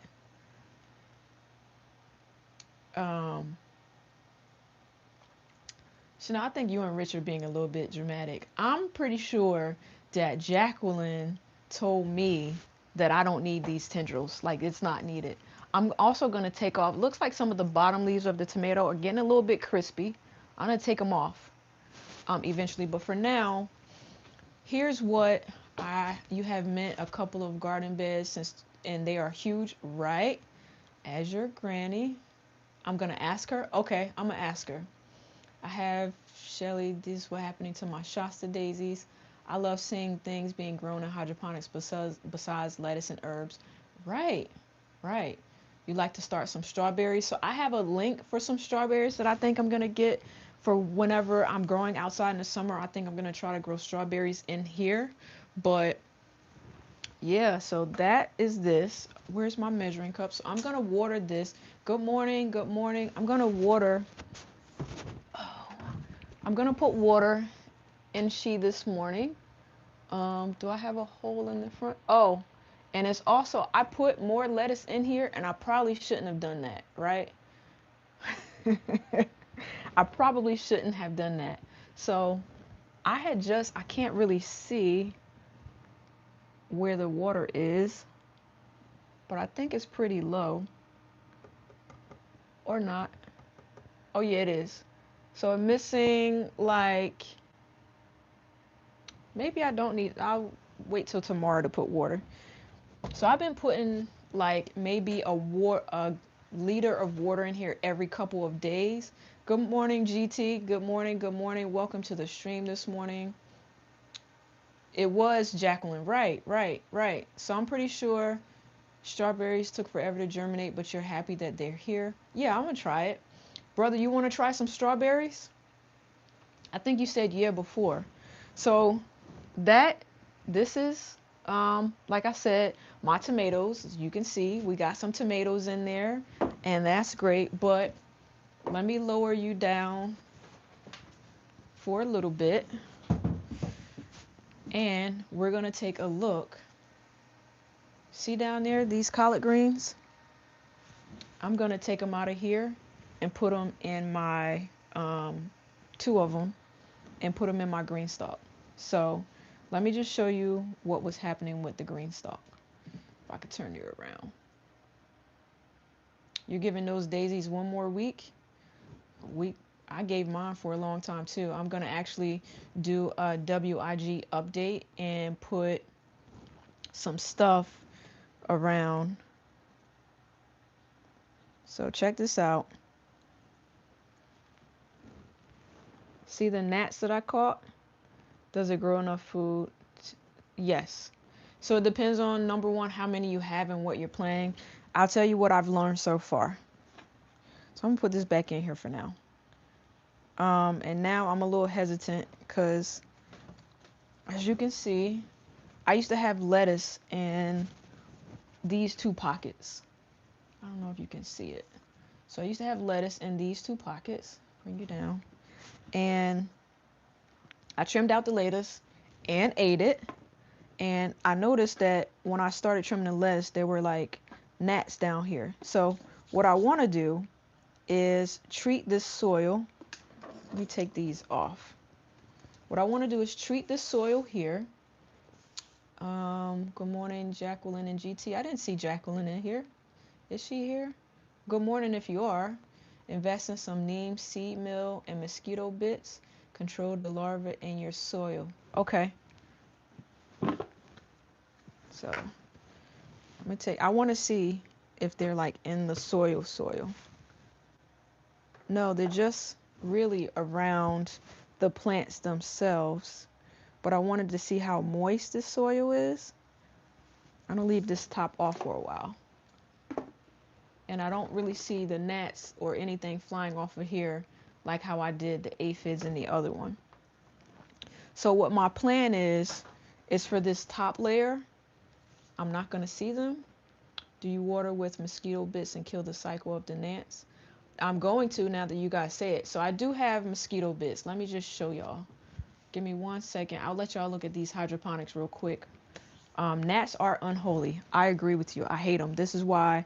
So gnats is why I have the hydroponics on the sun porch and not in the house, because I was very afraid of gnats coming in. So I have mosquito bits. Let me see if I can find them.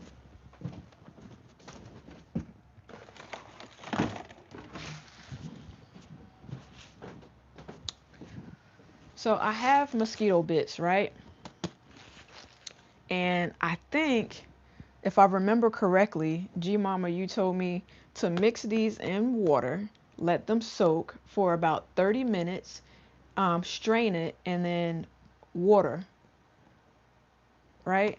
So is that what you said to do? I think that's what you said to do. But I also want to kind of just put some of these bits in the chat.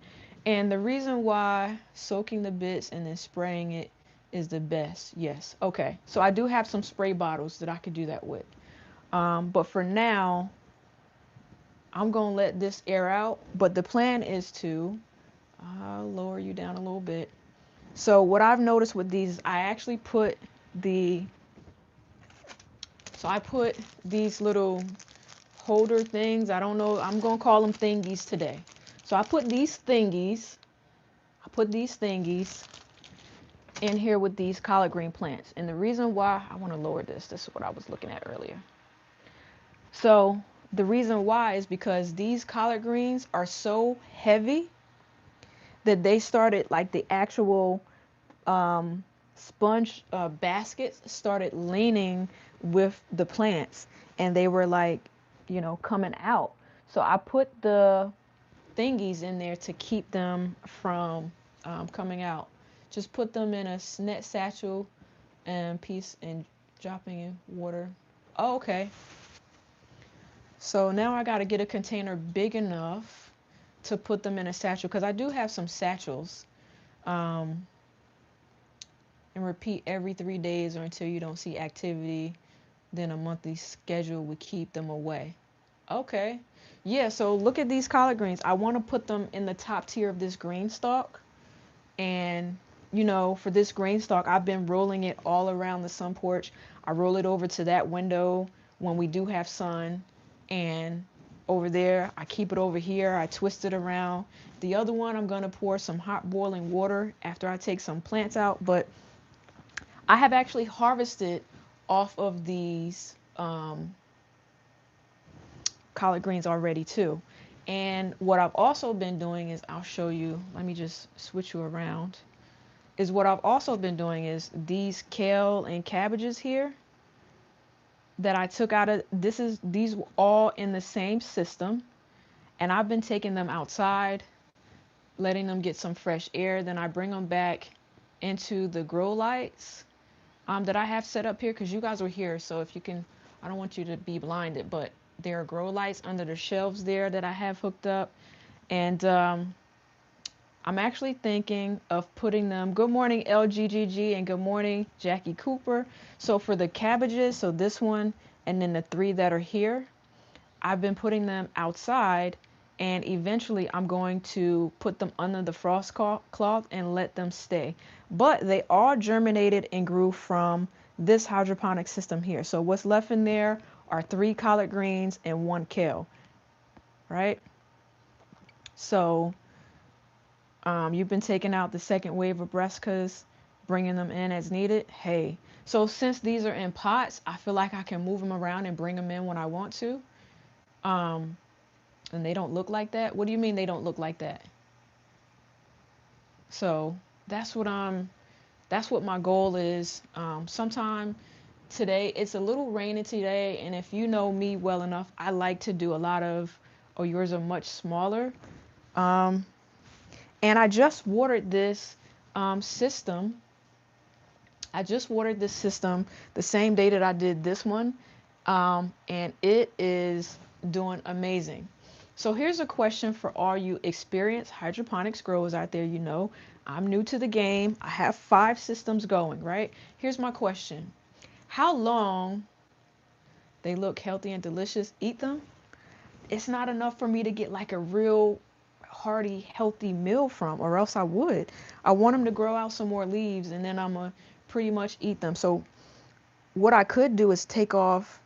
Can I get a real meal out of this actually? I don't think so. Well, I got to check the hydroponics here and check.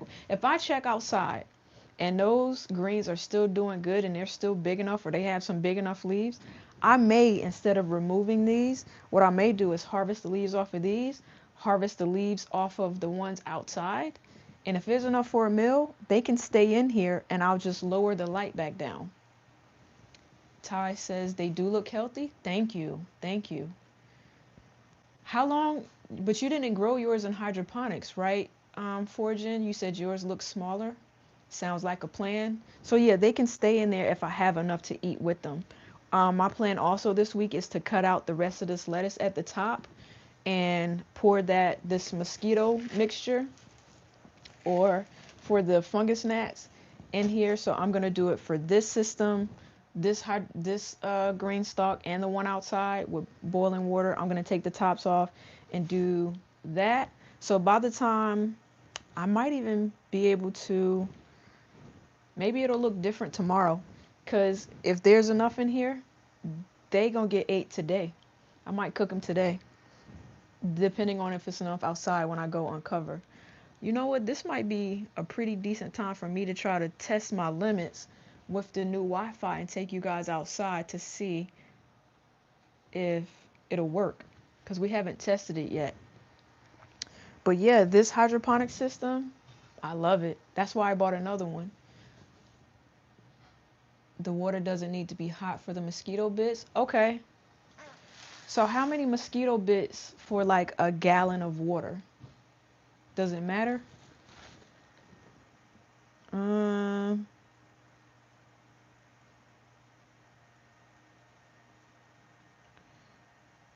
I just put these things in the soil? I mean, I'm pretty sure it works better if I just soak it first, but I did put in a Wi-Fi expander, and I haven't tested it yet. There are instructions. I'm looking at it. Okay. Yeah, I'm definitely going to. Okay. I have to read it and I'm going to Google a little bit. Welcome back, Cece. So, what we're trying to determine is number one, stay warm if you're going to go out. You might need to start taking some of that garlic honey like me. I feel pretty okay today, and I don't even have the fireplace going here today. It's pretty warm. Well, warm for us outside. Okay. So here's what I'm going to do for the meanwhile. In the meanwhile, while I'm waiting, I'm still going to pretty much add some water and sprinkle them in. Oh, I broke my top. Oh, that's so disturbing. Whatever. I'm going to just sprinkle a little bit in the top.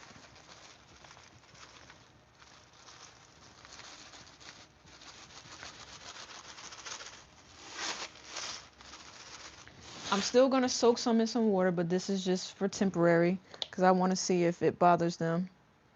And I'll probably, let me take this and I'm going to stick it, take the other sticker side off.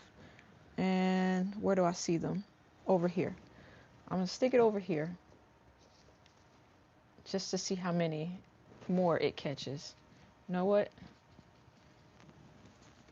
And take this other side off and stick it right here. So we'll get an update tomorrow as to what it looks like. Right?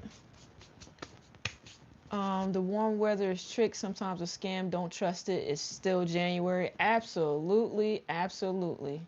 I'm gonna put my coat on, put my hat on, and I gotta go outside and uncover the beds anyway, so that's what we'll do.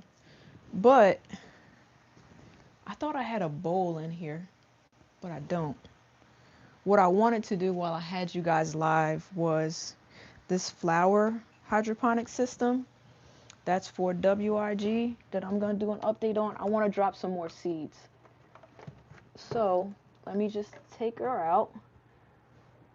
And some of the flowers are growing really well and some are not. So give me 1 second. Let me just get her up on the table here without spilling a whole bunch of water. If I can. All right, here we go.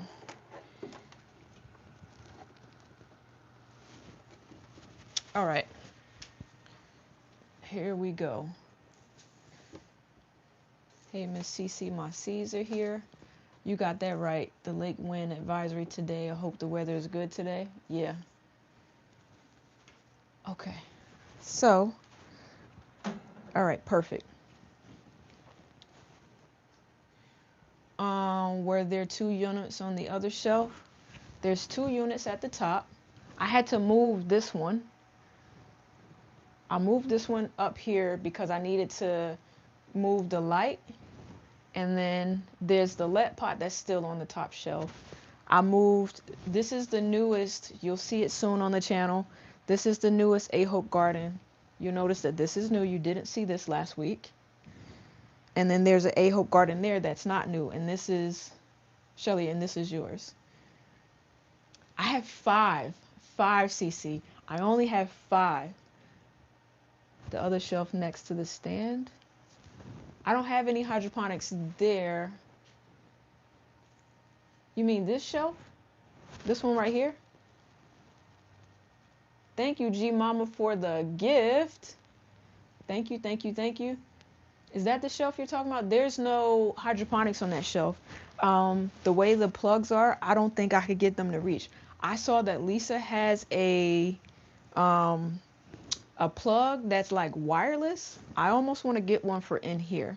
But on this shelf is simply going to be my grow lights. Oh, I'm safe now. I reached my limit with 5 until next season when I rethink it.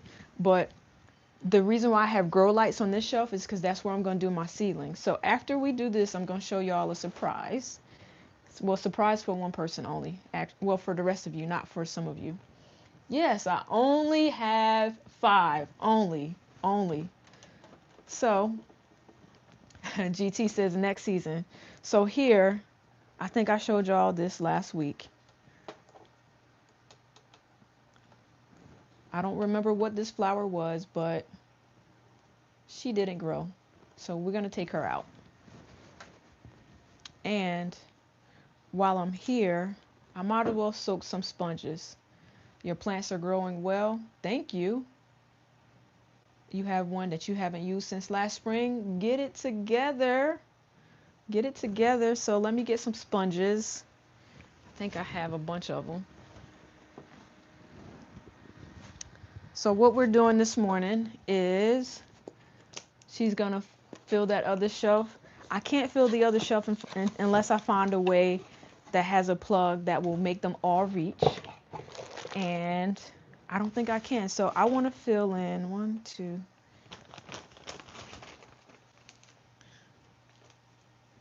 Good morning, Miss T. Good morning. So I'm going to just soak a few sponges here. 1, 2, 3.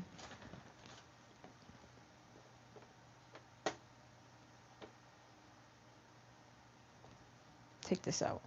3. Unless I need to put another one somewhere else.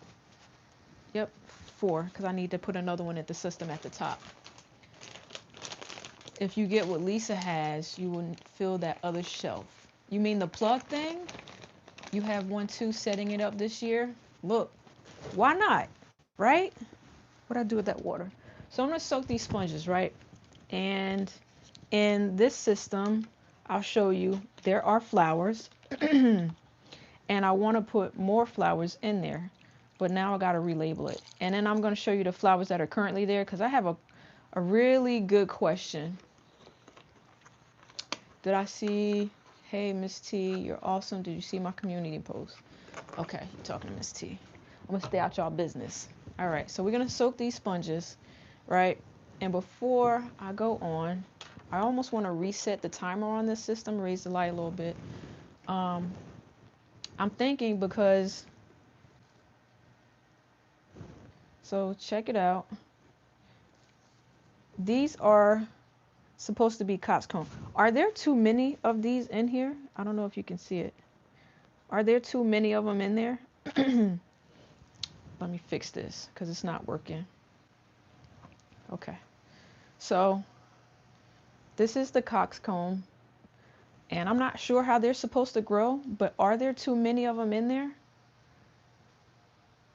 And then this is a dwarf sunflower. I forgot to raise the light, so it kind of crispied the leaf a little bit. I'm going to leave it there. But what I find funny is this is supposed to be the same as that, but it's not. So like, now what? I don't know. So what kind is it? That's a great question. I have the paper in here somewhere. I got to go back and check. But are there too many in there? Looks like too many. I'm wondering if you need to separate your basil. I don't know. So I think it's too many. Move the other spot up front. So I'm going to move this one up front.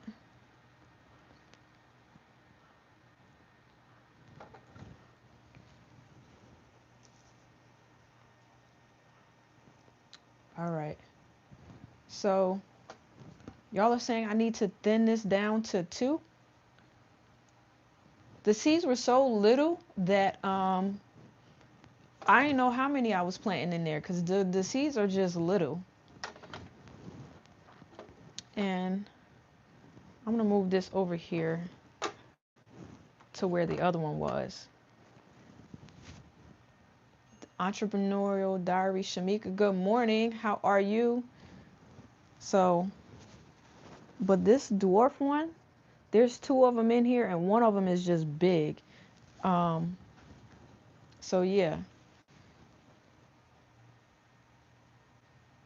All right. So, all right.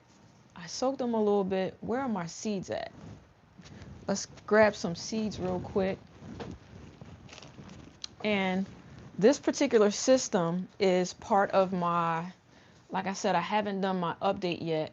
just because I've been a little busy. But this system right here, I planted it out on a live stream, and it is part of my WIG entry. So basically, here's the update.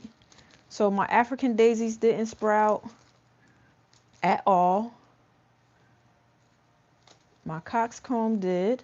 Maybe I'll put some more of those. That sounds good, right? I need some baskets. So let me grab my baskets from over here. And my baskets, I think I only need 3 for this one. I took out the baskets and I was cleaning the sticker film off of it. So I'm gonna put a basket here, a basket here, and I'll put a basket here. So 3. Add 3 more. And I'll get the domes in a minute, but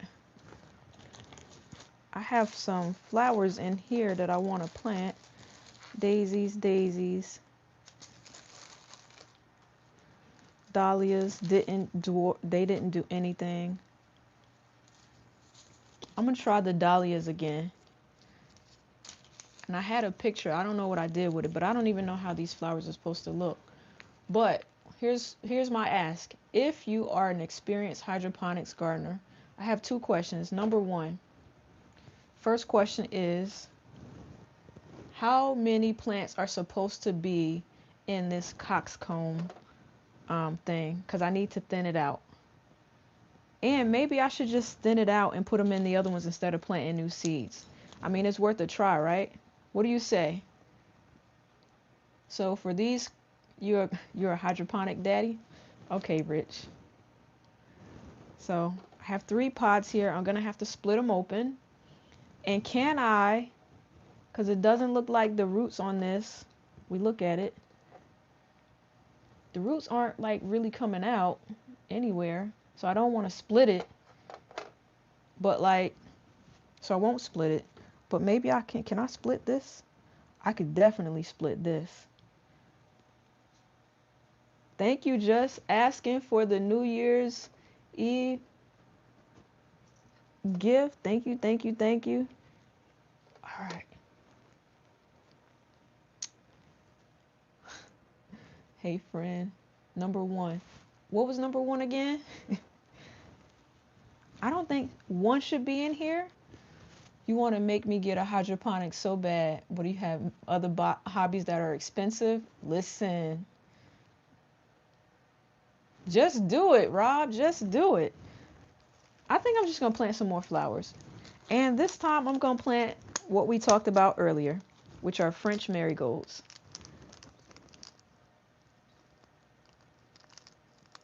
All right, so where are my scissors at? They over here somewhere. I just had them. Here we go. So I'm going to drop some marigold seeds in this one. And I'm going to thin this out. I don't know how many to thin it out to. Thin it all the way down to 1 plant for the coxcomb? Really? I'm gonna take your word for it. I mean, it's an experiment, and like I said, I'm not good with flowers, so I don't know. So I'm gonna take out 2 of these marigolds, put them down in there. I know that the black part goes down. That I do know about marigolds.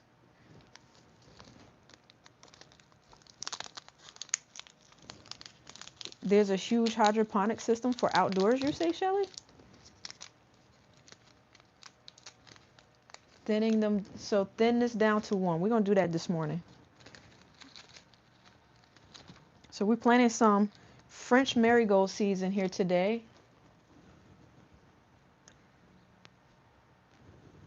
And I have to write it down that that's what I did.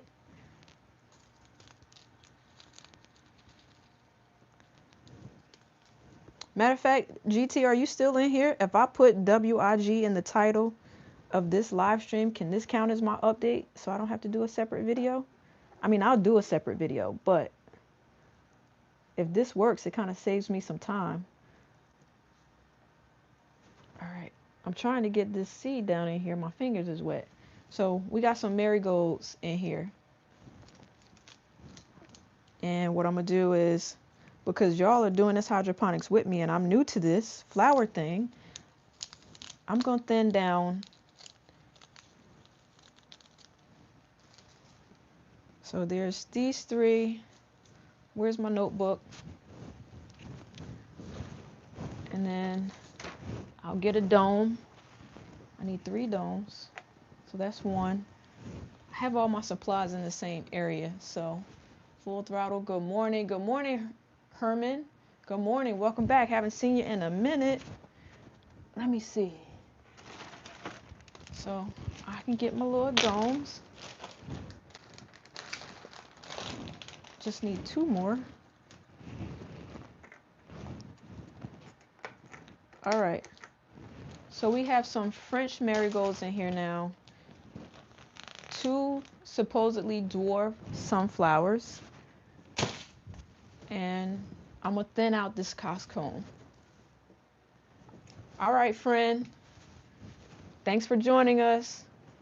All right, so I'm going to thin this down to... I'm looking for the not so big plants to thin them out.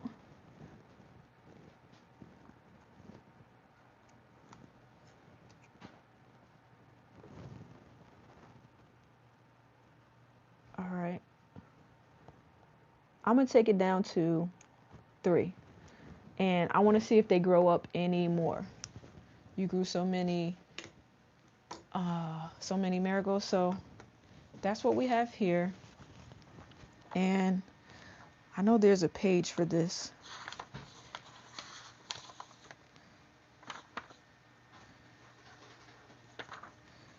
Y'all see how like I have all these notes in here?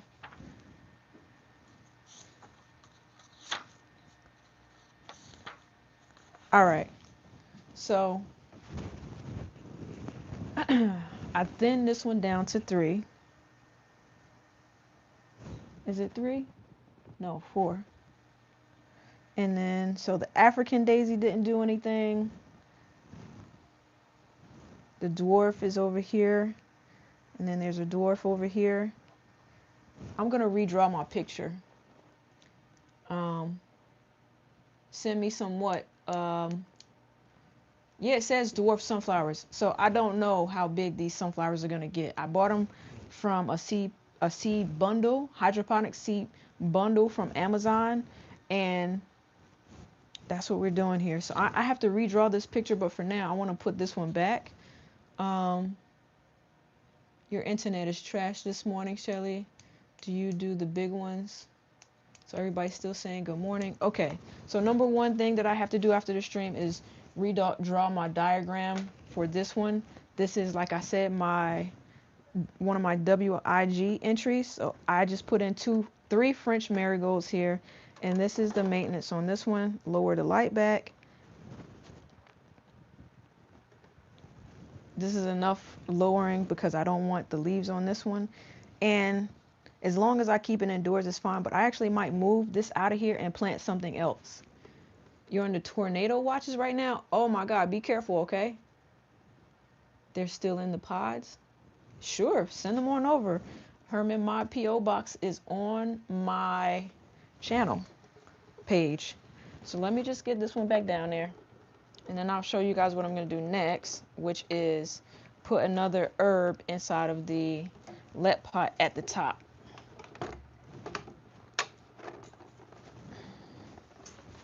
There's stuff in the way here, and I don't want to spill any water on this power socket over here. Okay. Very gently put her back. This outlet will let me be great. All right.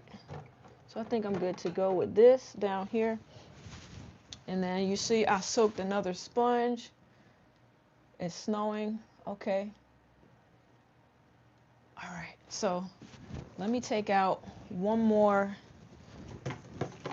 The basket. Oh, you know what I forgot to do? And I think I'm going to leave them for now, but I forgot to put stickers on those. I'll go back and do that later. But here is my other basket that I'm going to put in the let pot. And I want to grow a herb, so I think I have some herbs up here. And I will Yeah, plenty of herbs up here. So I'm going to put some Italian basil in this one and put it in my let pot up top, because I took one of the pods out, which hydro is my favorite. The A Hope Garden is my favorite so far.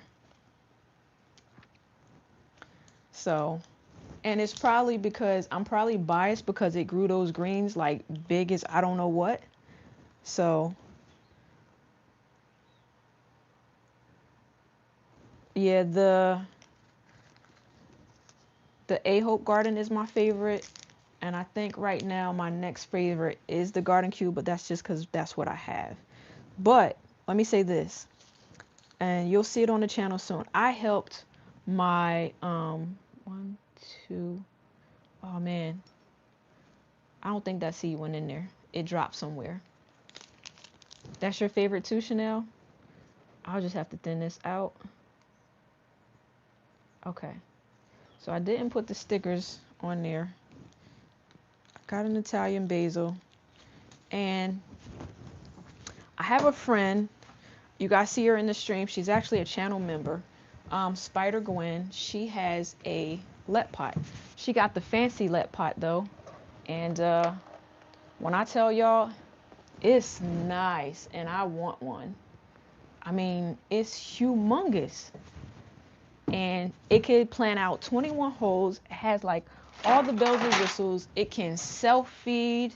It can self-water as long as you have like a container there for it to get water itself. And it's really, really nice. I don't think this is where this goes. All right. So, yeah, that one is my favorite.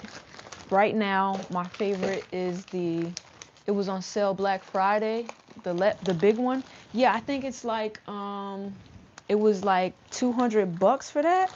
So I was like, it's not really in my budget right now to get that one. But it's nice. I mean, really, really nice. Before I do that, I'm gonna do a sticker. I'm gonna write on the sticker so I know what it is. So that is Italian basil. And I'm gonna write the date.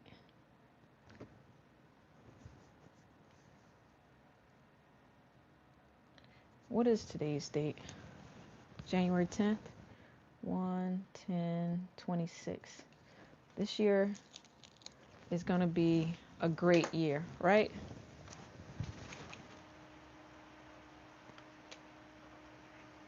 So I replanted the Italian basil. I replanted some in the middle there are French marigolds. I'll do those stickers later, or maybe I won't. Maybe I'll do a little trick with it. So we got some stuff accomplished. Again, for those of you that are joining new, let me just show you one last time. Yes, on my tippy toes. Yes, I was on my tippy toes. Don't judge. Okay. So this is the let pot. It has herbs in it, which are coming up very, very slow. This is my garden cube. So if you're a beginner grower, I would highly suggest the garden cube. You can see here, see these tomatoes in there? And then you see the lettuce around here. I'm going to take out these lettuces and maybe move one of the brand new ones over there. And you can see that the cucumber plant is growing wild. This is supposed to be my salad bar hydroponic system. For the longest time, it was growing straight up. Then it just decided that it wanted to bow over, which I'm okay with. But if you see in there, has some flowers coming in. This is one of those parthenocarpic cucumbers, so it doesn't need to be fertilized. It fertilizes itself. In here, this is a new one. You'll see a video on it soon, but I have some brassicas, and this is kind of experimenting a little.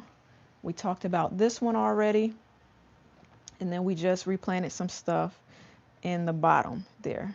Hey Cropper, you came in a little late. We're just finishing up here today, And you see these, I've been taking them outside every day. I'm actually going to take them outside as soon as your stream is over. Let them sit out there for another couple hours. I'm really trying to harden them off. I'll show you something that I think is amazing about these. So no, that one is the Rodnichok F1 cucumber. It's a dwarf cucumber, to answer your question. So these I've been hardening off, but let me show you something on these that I think is amazing. So when I took them out of the water the other day, I was watering these plants, but all of these came from the hydroponic system. And I'll show y'all something. See the roots already coming out of the bottom there? These came out of the hydroponic system. These are cabbages, and check them out. I'm eventually going to put them up outside under the frost cloth to see if they'll come to a head in this gallon pot. I think what I'll do is I'll probably test it out. I'll put some in the cold ground. I'm going to leave some in the pot. Oh, thank you, Chanel. Thank you for the super chat. Where's my little thing? I appreciate it. So, all right. So here we go. This is the cabbage. And like I said, I've been taking them in and out, in and out, in and out to see if I can get them bigger. I'm going to check outside a little later, and I'm making you a believer. Hey, we're all here to grow big together, everybody. So I don't want to keep you guys too long. I've been streaming for, I think we're at the 2-hour mark. That is my time. Got plenty of seeds, got plenty of stuff to discuss tomorrow. I'll let you guys see something that we're going to discuss a little bit tomorrow. She doesn't want to say good morning. She said good morning to me. So I'll show you something that I got. See that? We're going to sort some seeds tomorrow. I'm going to sort some seeds with you guys' help. Give you guys a little glance as to what I have. What I do want to say this morning is I had a very, what I would like to say, robust discussion on these. The name of the cucumber is, I have it right here. I think it's the Rodnichok or Rodnichok F1. If I can find it. I'll put it in the video description. But yeah, the plants are doing really well. Thank you everybody for coming in and hanging out with me this morning. We're going to do some more updates, talk about these plants, do some maintenance probably on the, what do you call it? The green stalk outside. So we're going to do some maintenance on the green stalk outside right here on the sun porch. I might bring stuff in and out. And yeah, Quick Snack is one of the cucumbers. So you'll try to find my, I think you meant my address. Yes, Herman, it's right on, if you go to my main page, it's right there. But yeah, and what I could do is, Herman, just email me. I think you can, let me put my email in the chat real quick.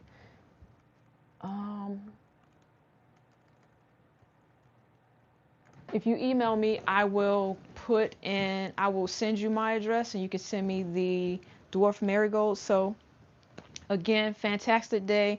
Chanel, text me, let me know if you want the notes from today. So there's my email. If you need the name of any of these plants in particular, anybody in the stream, email me. I'll email you back where I got them from.